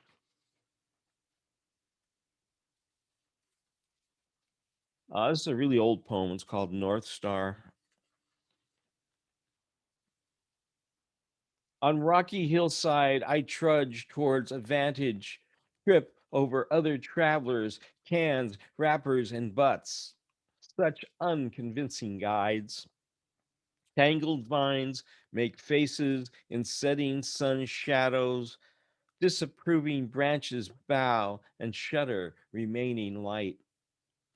The North Star will lead a man home, I am told by mariner friends. But here, where the roads cross under trees edged by a clouded glow, my neck strains to find that fabled light. Thank you. Okay, there we go. Just a couple of more. So my new book is called Trumpets in the Sky, and to me, nature is existent everywhere, and of course, looking up to the sky is turns out to be one of my favorite things. Trumpets in the sky. Through scattered clouds, pink and thin, silver jets sparkle, yearnings for adventure. Power lines scratch black strokes on cobalt.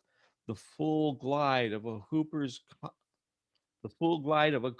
hawk casts gray shadows before its talons hook the wire.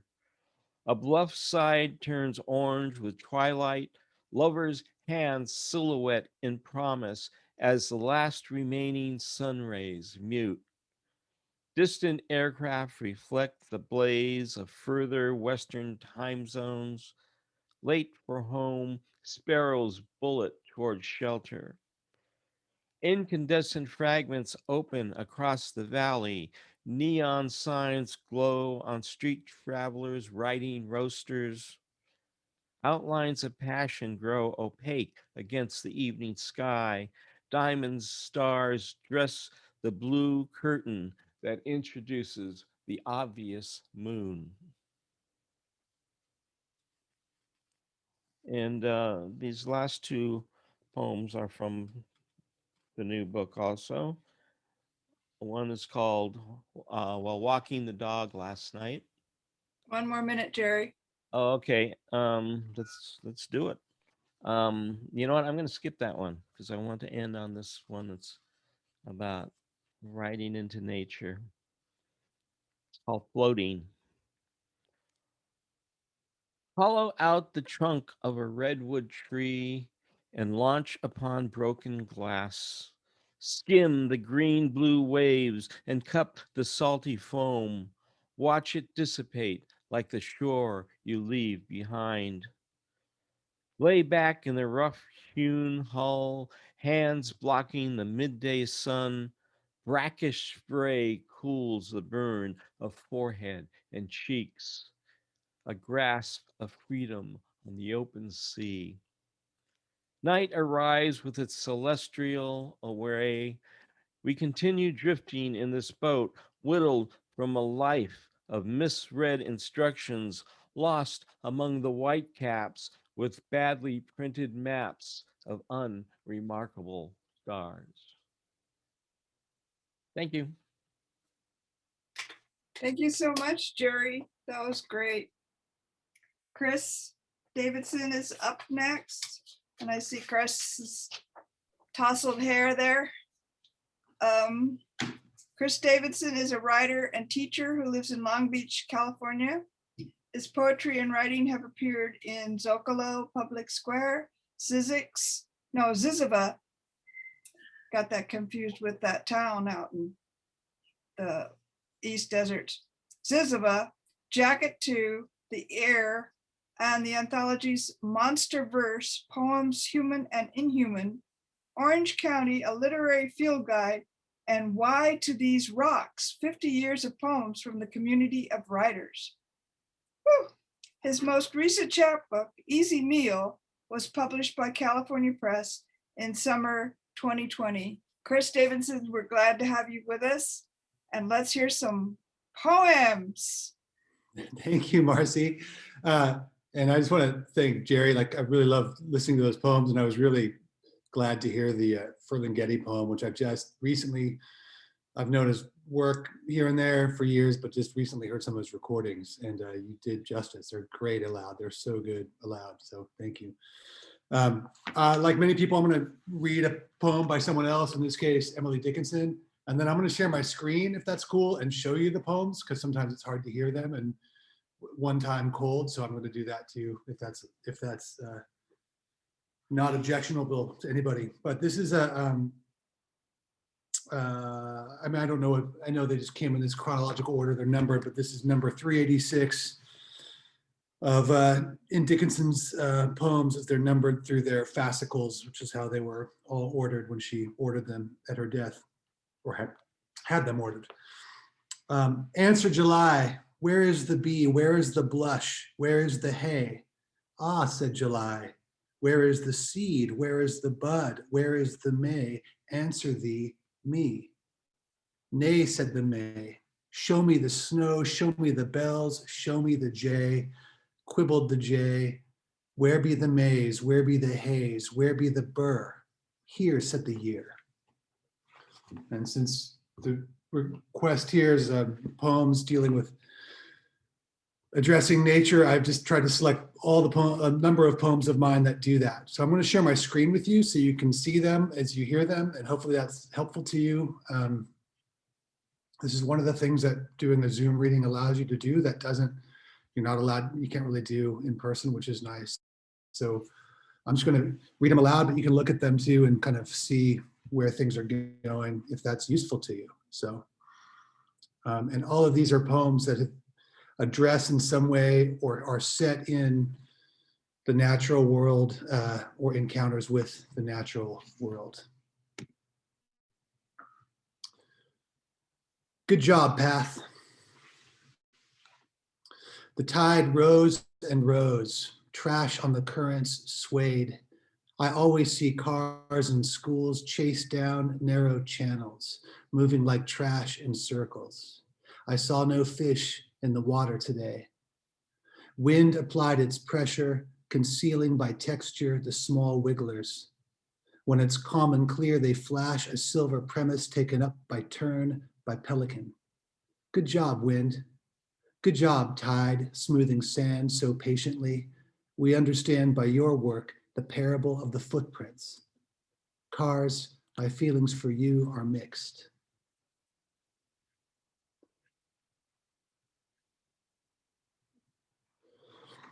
This is based on a true story, if that's useful. Actually, probably almost all of these are based on actual experiences, but the story that starts this poem really happened. I used to, my family and I, we used to live really close to the water, and I would swim in it regularly. And so the first, I guess 9 lines or so, 10 lines of this poem are basically retelling that story. Emerging from the ocean, I walked toward a man beyond whom lay my towel.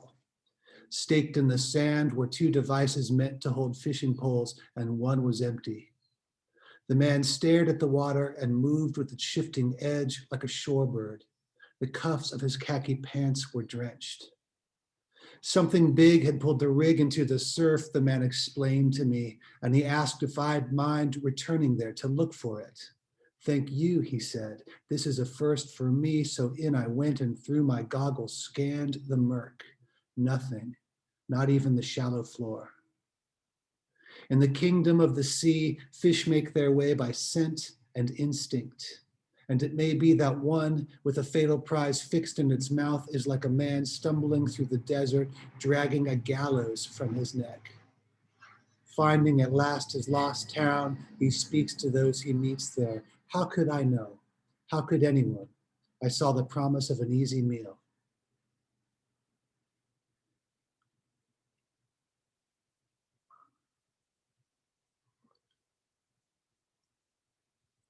This is my only poem that makes a Ghostbusters reference. So if you enjoy that kind of thing, if you enjoy intertextuality, sophisticated intertextuality, you may enjoy this poem.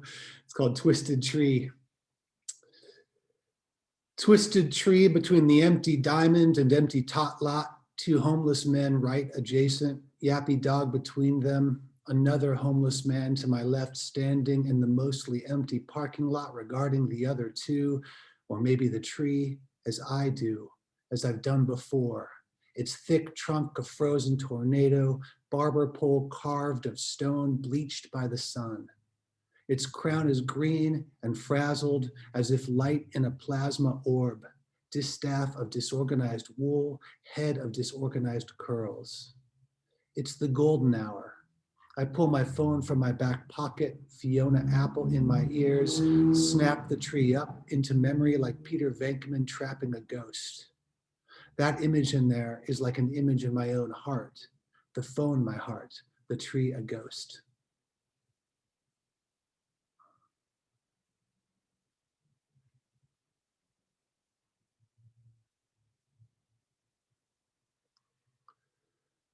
Swimming. Let the shark cam declare our safety. Let the lifeguard claim our taxes. Let the rotting kelp testify to the natural cycle of life and death and rebirth, and garbage exhibit to tourist and local alike shame. Let the dolphins delight us when they leap in the good pleasure God must take in them, and the boats on the horizon teach us perspective and desire. Let the coral whisper without end, let it stop. Let the pier groan under the weight of people fatter than they used to be, dopey and distracted and worthy of love, even when I hate them. Let the water take the body and loosen its limbs.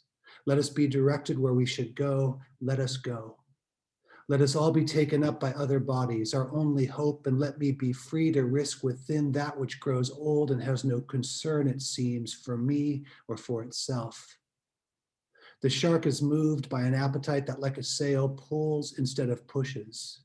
The lifeguard from the tower hurries to reach figures in distress. The boats move left to right, vanishing through a seam in the sky. That's the thing about sailing that I learned, because my Long Beach has a very affordable sailing program for kids, and my kids learn to sail. And the sail pulls the boat. The wind does not push it. They always say the wind doesn't push the sail. It is the sail pulls the boat, which I found fascinating. I'm going to skip this poem for time. I'm going to skip this poem for time too.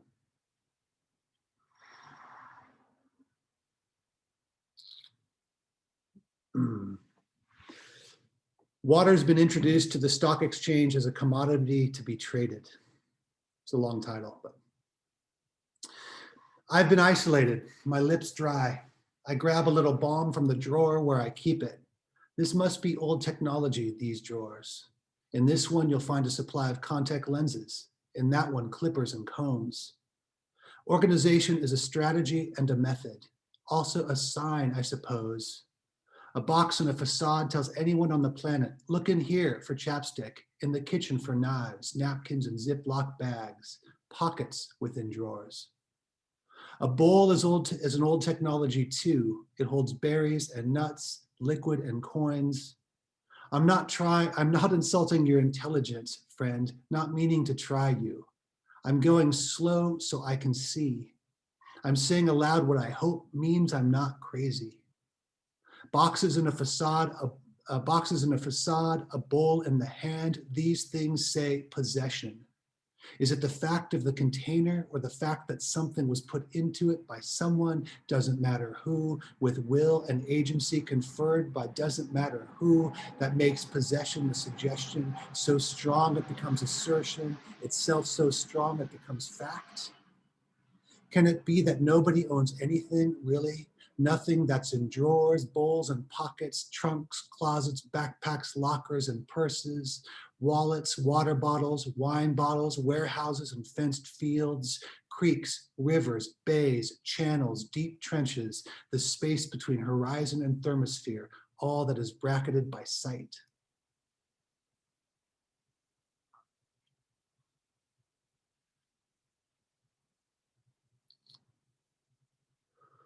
So tomorrow is Easter Sunday, and yesterday is Good Friday, and today is in the church calendar, at least if you observe it, Holy Saturday. And so I have never had the occasion to read poems in front of people on this particular holiday, so I thought I would pull this poem out and read it to you all. Holy Saturday. A great pleasure has been riding my bike along the San Gabriel River bike trail. So that's been in the last maybe 5 years or 6 years, that's been like a regular thing, and it's been, I love it, but it's also an unnatural landscape, or an altered landscape, I should say. There is a colony of sea turtles, however, that has taken up residence, the only one north of Mexico in the lower San Gabriel River. So that's lovely. Holy Saturday. Sprays of daisy on the bank of the San Gabriel River dignify the marred river, as does the line of mustard running along this bike path. A great blue heron rises from water to rest on concrete walls shaping the water's course. Cormorants stand, wings spread, on a rusted pipe bridge. In their repose, they make me forget almost the trash floating beneath them and the smell of detergent water plumes out in the churn.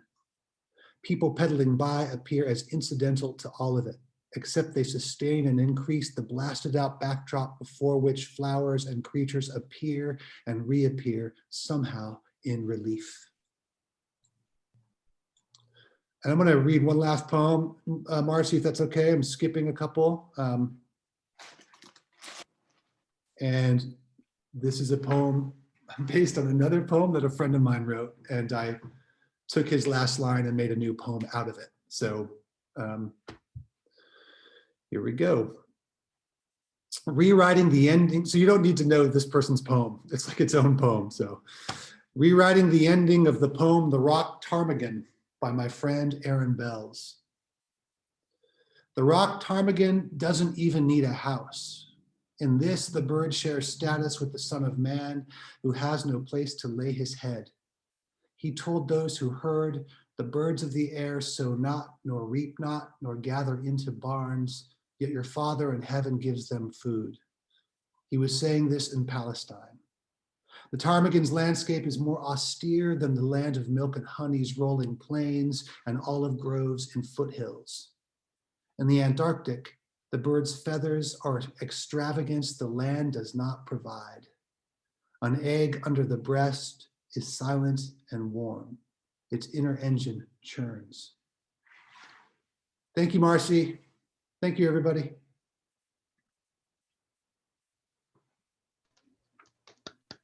Thank you, Chris, so much.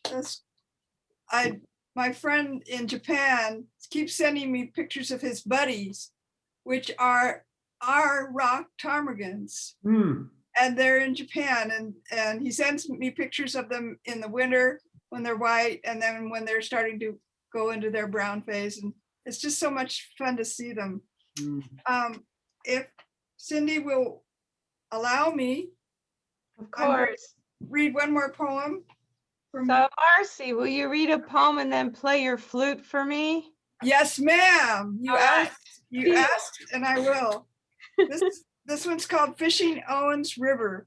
Owens River runs, if you go up the 395 along the eastern side of the Sierras, that's the Owens Valley. And it comes with a, what's it called? A quote before the poem? I forgot. Yes, thank you. Many men go fishing all their lives without knowing it. It is not fish they are after. That's Henry David Thoreau. And it's dedicated to RFC, my husband. When the sun begins to slant, the water turns gunmetal gray. You return to the car because of your back, leaving me to fish the hole where you pulled out 2 browns and a rainbow. At the end of my fly line, a woolly nymph, a split shot and a knot. The light lays down a lattice and eddy. Pink branches of the bare-leafed willows tremble against the winter sky.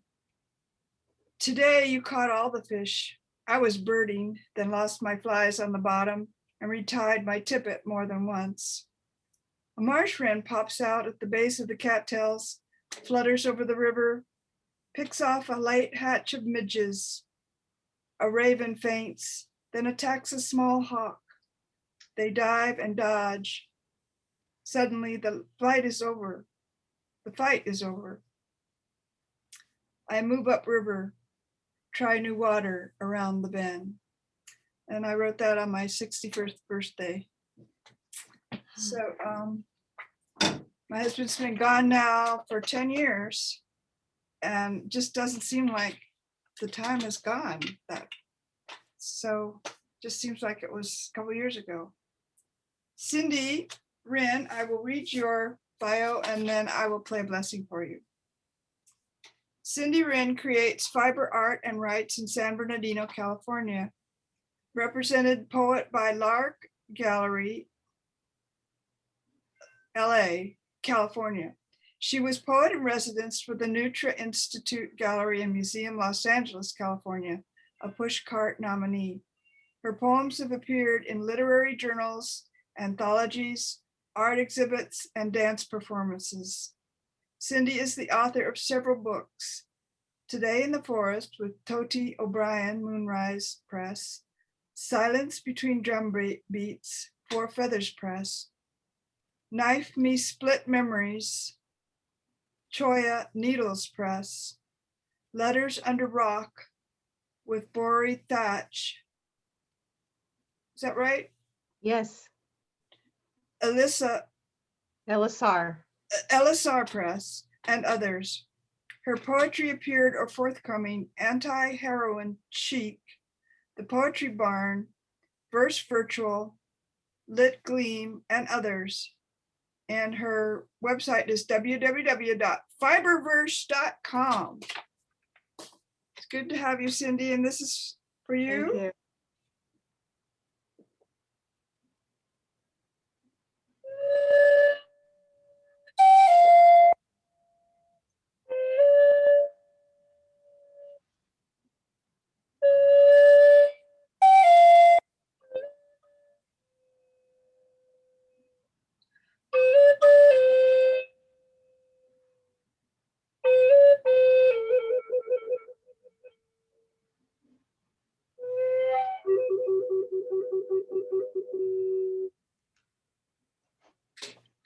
Cindy Wren. Thank you. So I'm actually going to start out with 3 poems that are connected to roses.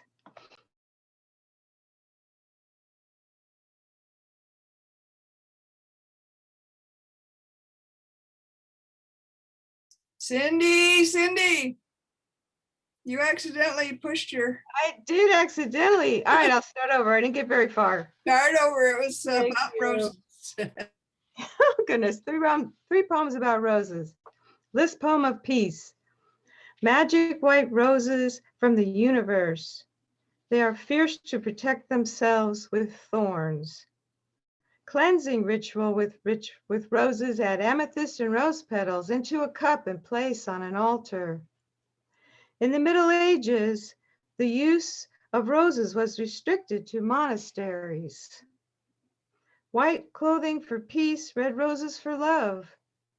Little briar rose cursed to sleep for 100 years. The rose is 35 million years old. Rose water used as legal tender. Garden cultivation of roses began 5,000 years ago. Roses in wreaths found in Egyptian tombs.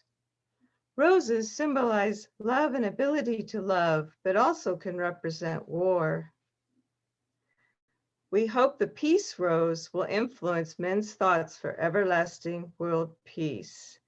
1945, First United Nations meeting. The next one is called Quest. I stumble into my inner cave during midday sun when everything rests. Stuck in a web, I utter a cry like a ship deprived of wind at sea.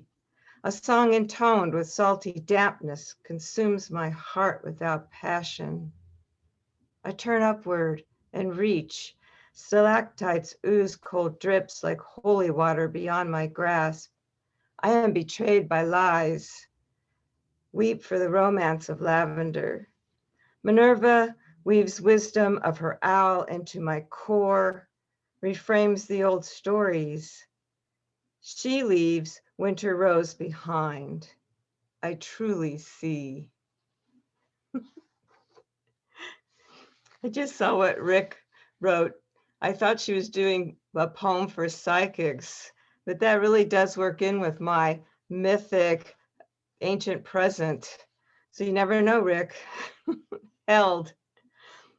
Under waning quarter moon, my giant large shadow enters the cave of mastodons, camels, and horses painted in rust. A flame crackles from yellow to blue, reflects in faceless women who wear emerald necklaces and squat around the hearth, their heads held high. Stars swirl above my shadow, and she adorns her neck with rubies, symbols of nourishing the heart. Spirals through fire, giving the faceless women protection and visions. Holds a red jasper with flecks of olive and gold.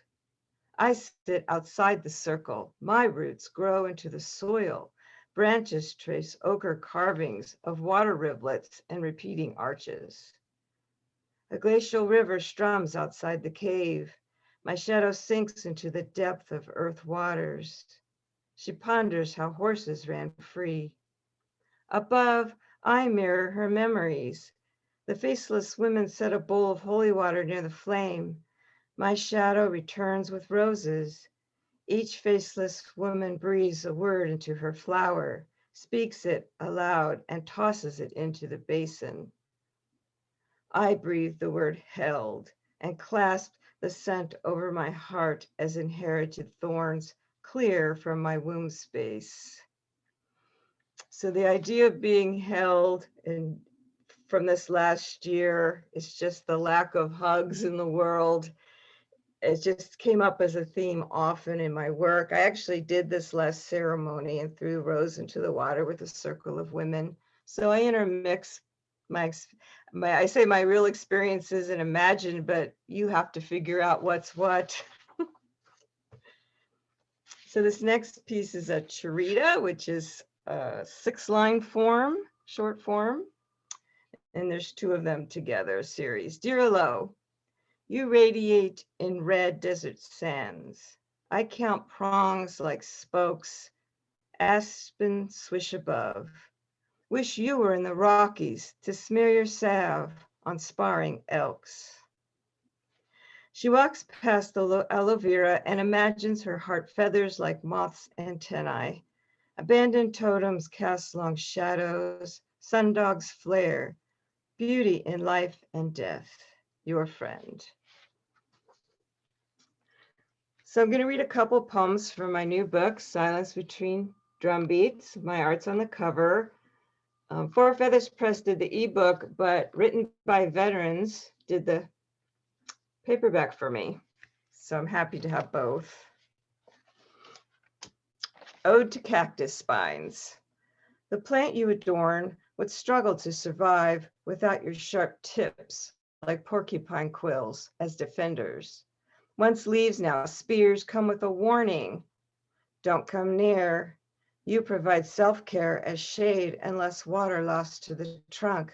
You set the trend for not being touched. Mask the lifeblood inside. Sometimes sacrifice your barbed self on those who have a spine of bones attaching to fur or skin to seed elsewhere. A survivor of torrents, wind, and disease. But if you rupture, the damage lasts forever. Do you have compassion for the broken? Thank you. Listening. So this is after a painting called Corona Blues by Sharon Davis, Morongo Valley artist. That's fantastic. Storyteller moon almost rises over granitic rocks covered in gneiss born 100 million years ago. Pebbles rattle and shiver in the wind. She names those who die in this contagious death, difficult breath across the Navajo Nation. Names lost from the reach of her light. Grieves a sad song, as century plants of succulent gray-green leaves form a basal rosette with leaves tipped of hard spine, pierce deeply and survive COVID-19. They bloom on the 40-foot stalk with hundreds of fragrant white blossoms in tight clusters. Storyteller listens to the flutter of moths on the flowers and sees me walk through the boulders. I am listening to my friend virtually read ancient stories that opened me to new ideas during the lockdown. I long to have conversations not on Zoom. After a month, the stalk, thick as tree trunk, the flowers and the whole plant dies. Underground sprouts allow the ghosts of the plant to spread unseen, to grow anew. But the death toll keeps rising from invisible droplets. I isolate in my home, longing to be around others with my cheetah mask, social distancing, and washed hands. Then love's all things moon awakens and softly sings sacred songs to the wind, moths, and stones. That's like you're playing, Marcy. I'll close with a book published by Choya Needles Press and Joshua Tree, Knife Me Split Memories. And let's see. Night Sleeper. I walk past the feather and think pigeon. Inner voice whispers, pick up the feather. Backtrack, bend to grab. It's crow, shapeshifter, keeper of the law who knows past, present, and future.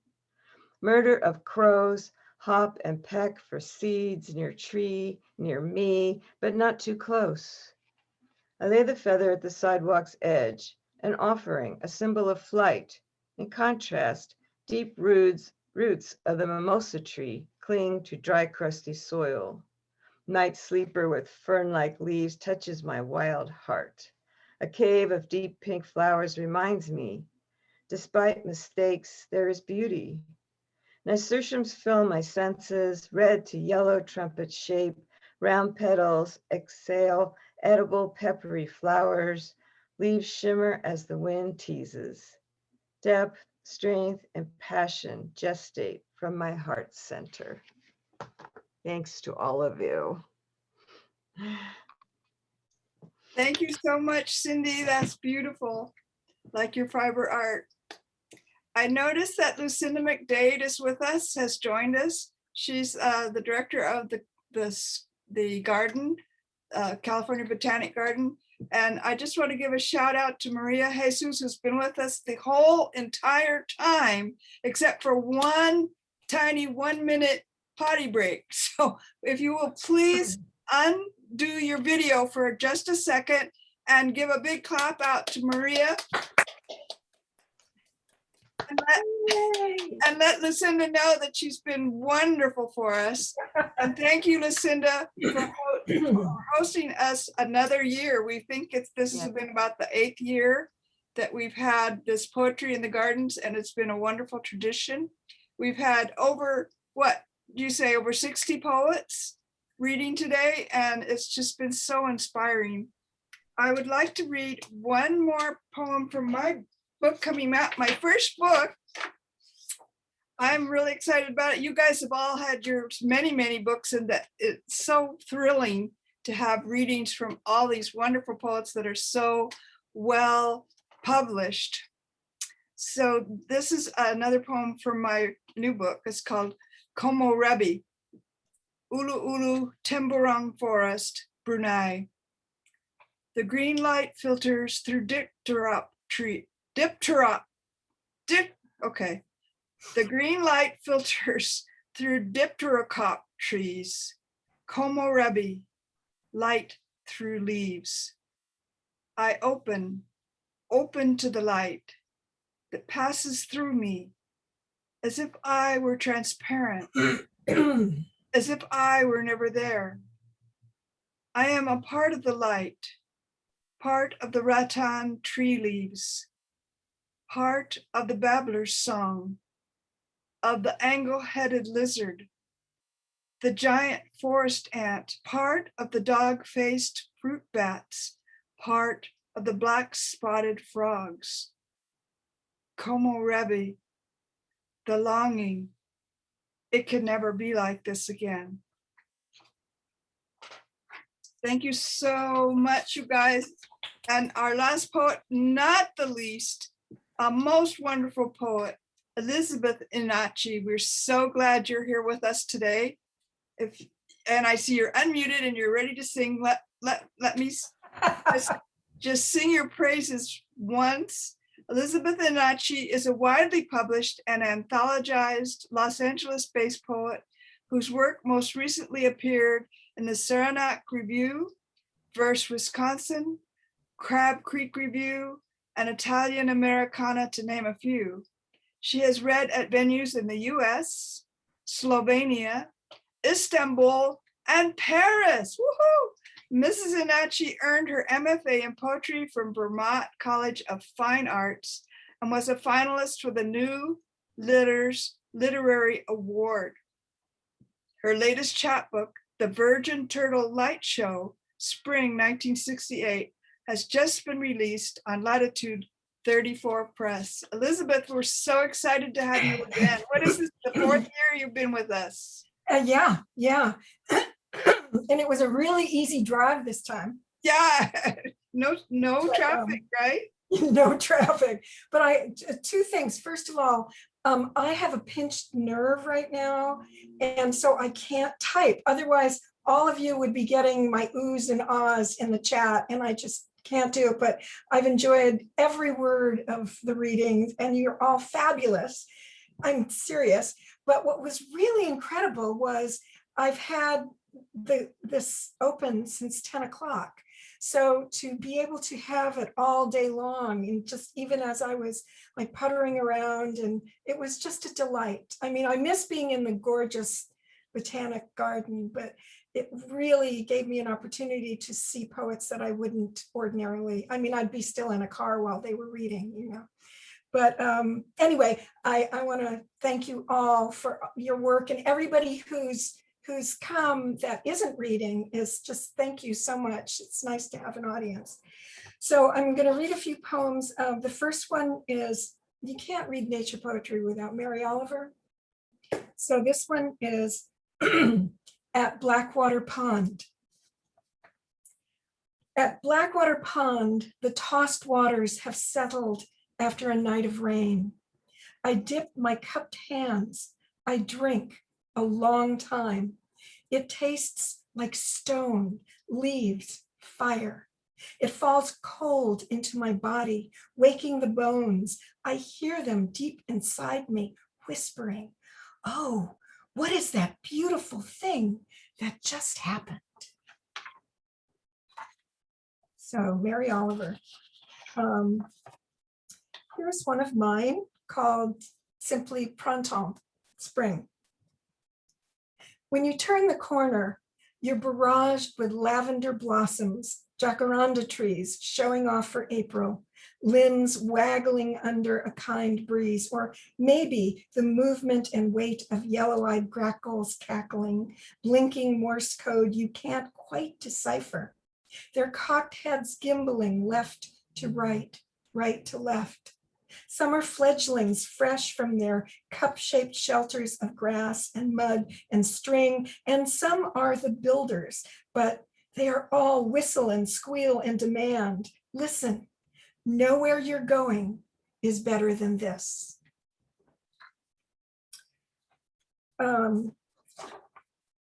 This is Yeats, and it's the Lake Isle of Innisfree. Some of you may know this by heart, and I'll remind you of it. I will arise and go now, and go to Innisfree, and a small cabin build there of clay and wattles made. 9 bean rows will I have there, a hive for the honeybee, and live alone in the bee-loud glade. And I shall have some peace there, for peace comes dropping slow, dropping from the veils of the morning to where the cricket sings. There midnight's all a glimmer, and noon a purple glow, and evening full of the linnet's wings.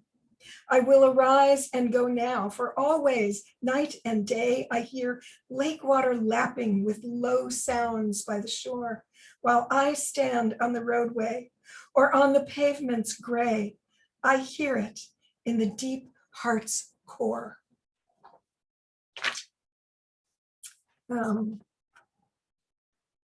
This is a poem I wrote, and the title is For a Friend Somewhere in France.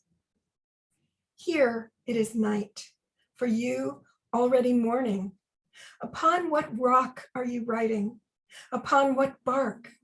Do you hear the beetle wonder why tears exists when the world behaves exactly as it should?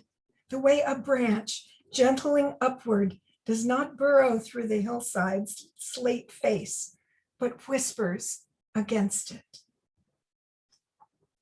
It's actually a poem I wrote for a wonderful poet, and she's actually writes poetry on rocks and bark, and so that's this is an April haiku, which I'll read twice.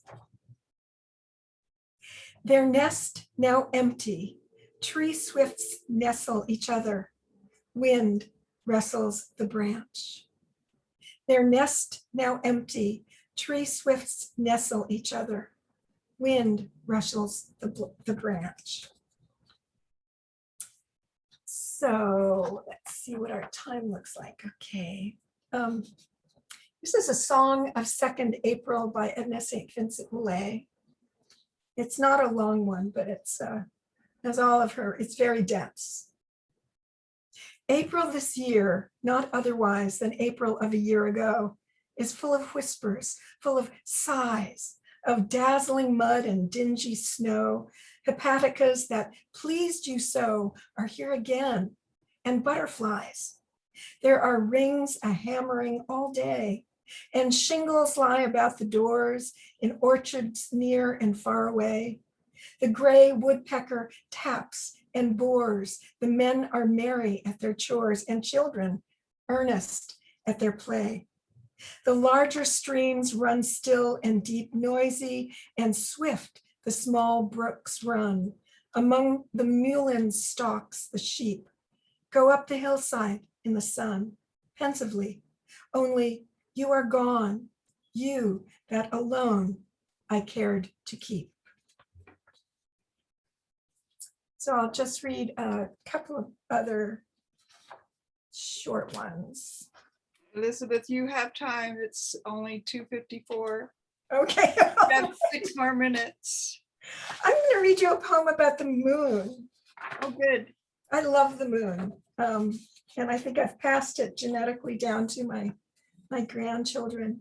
I was with my granddaughter. She was 2 years old, and we got in the car and I said, look, there's a full moon. And she turned around and she looked and she said, here's the moon again. So she's always loved the moon. This is called Second Moon. It was a night you write home about, and Christ, how the night played along. To the north above the mountain, the moon was a yellow wink. To the west, luminous crests pressed against the feet of some town's lighthouse. To the south, a second moon rose, golden and spilling. I swear schools of minnow glimmered to the surface to soak in its color and pray and pray. Bats flattened themselves against any friendly trunk, and a carpet of stunned parrots stood, each on one leg, staring upward, silent. But to the east, oh, to the east, the werewolf, poor son of a bitch, drew a heavy curtain across the ice pane and wept. I'm going to skip April Fools because I don't feel foolish.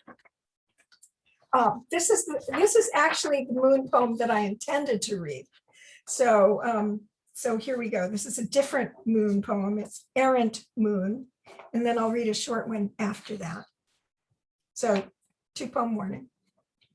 The moon rose, This moon, harvest, because in times before anyone wrapped electric light around the night, this moon gave farmers luminous blessing to gather crops, known as wine moon when grapes are plumpest, anxious to be barreled, and singing moon marked by fetes heavy with song.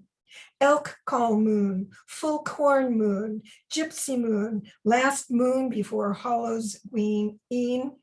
This moon rose, stretched, and whistled its silent refrain, and the sea below danced.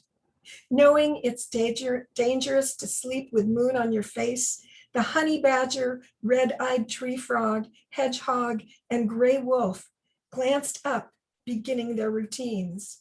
You, jock and rogue, Loki-like fly-by-night, collected me beneath that moon, the lanterns, the plane trees' extravagant branches, and raised my tides. And this is the last poem I'll read. It's been an absolute joy to be here with you all. Thank you so much. This is While Reading in a Garden. Looking up from my book, I see 3 turtles sunning on a rock, the 3 big ones, the 3 that own this man-made pond. They are motionless, necks extended, heads pointing upward toward their god. The young ones still paddle somewhere in the green lily waters. The young ones don't know day has moved on, that this soft red gold is the last warmth before twilight. Thank you all. Oh my gosh, thank you, Elizabeth, so much. Lucinda, are you still there? I'm going to do a little shout out to Lucinda. She just received a humongous, wonderful award. Woohoo! Can you speak a little bit, Lucinda? Sure. Hi, everybody. That was absolutely wonderful. I'm sorry I couldn't join for the whole day, but I was here whenever I could be. Yeah, I'm very honored to have won the Liberty Hyde Bailey Award from the American Horticultural Society. And it's basically an award that's given for a lifetime achievement in plant sciences and horticulture and advancing knowledge of plants and advancing gardens and other entities that advance the work of plants. And so it's a great honor, but it's an honor to the entire garden community. And Marcy shares it with me, so there. Well, we're so grateful to you and to Maria Jesus for helping us host this event once again this year. And we're looking forward to being in the gardens next year in person. And I promised you I would play my flute for you, Lucinda, to honor you and this is just my thank you for all the wonderful things you've done for us and for the poetry community.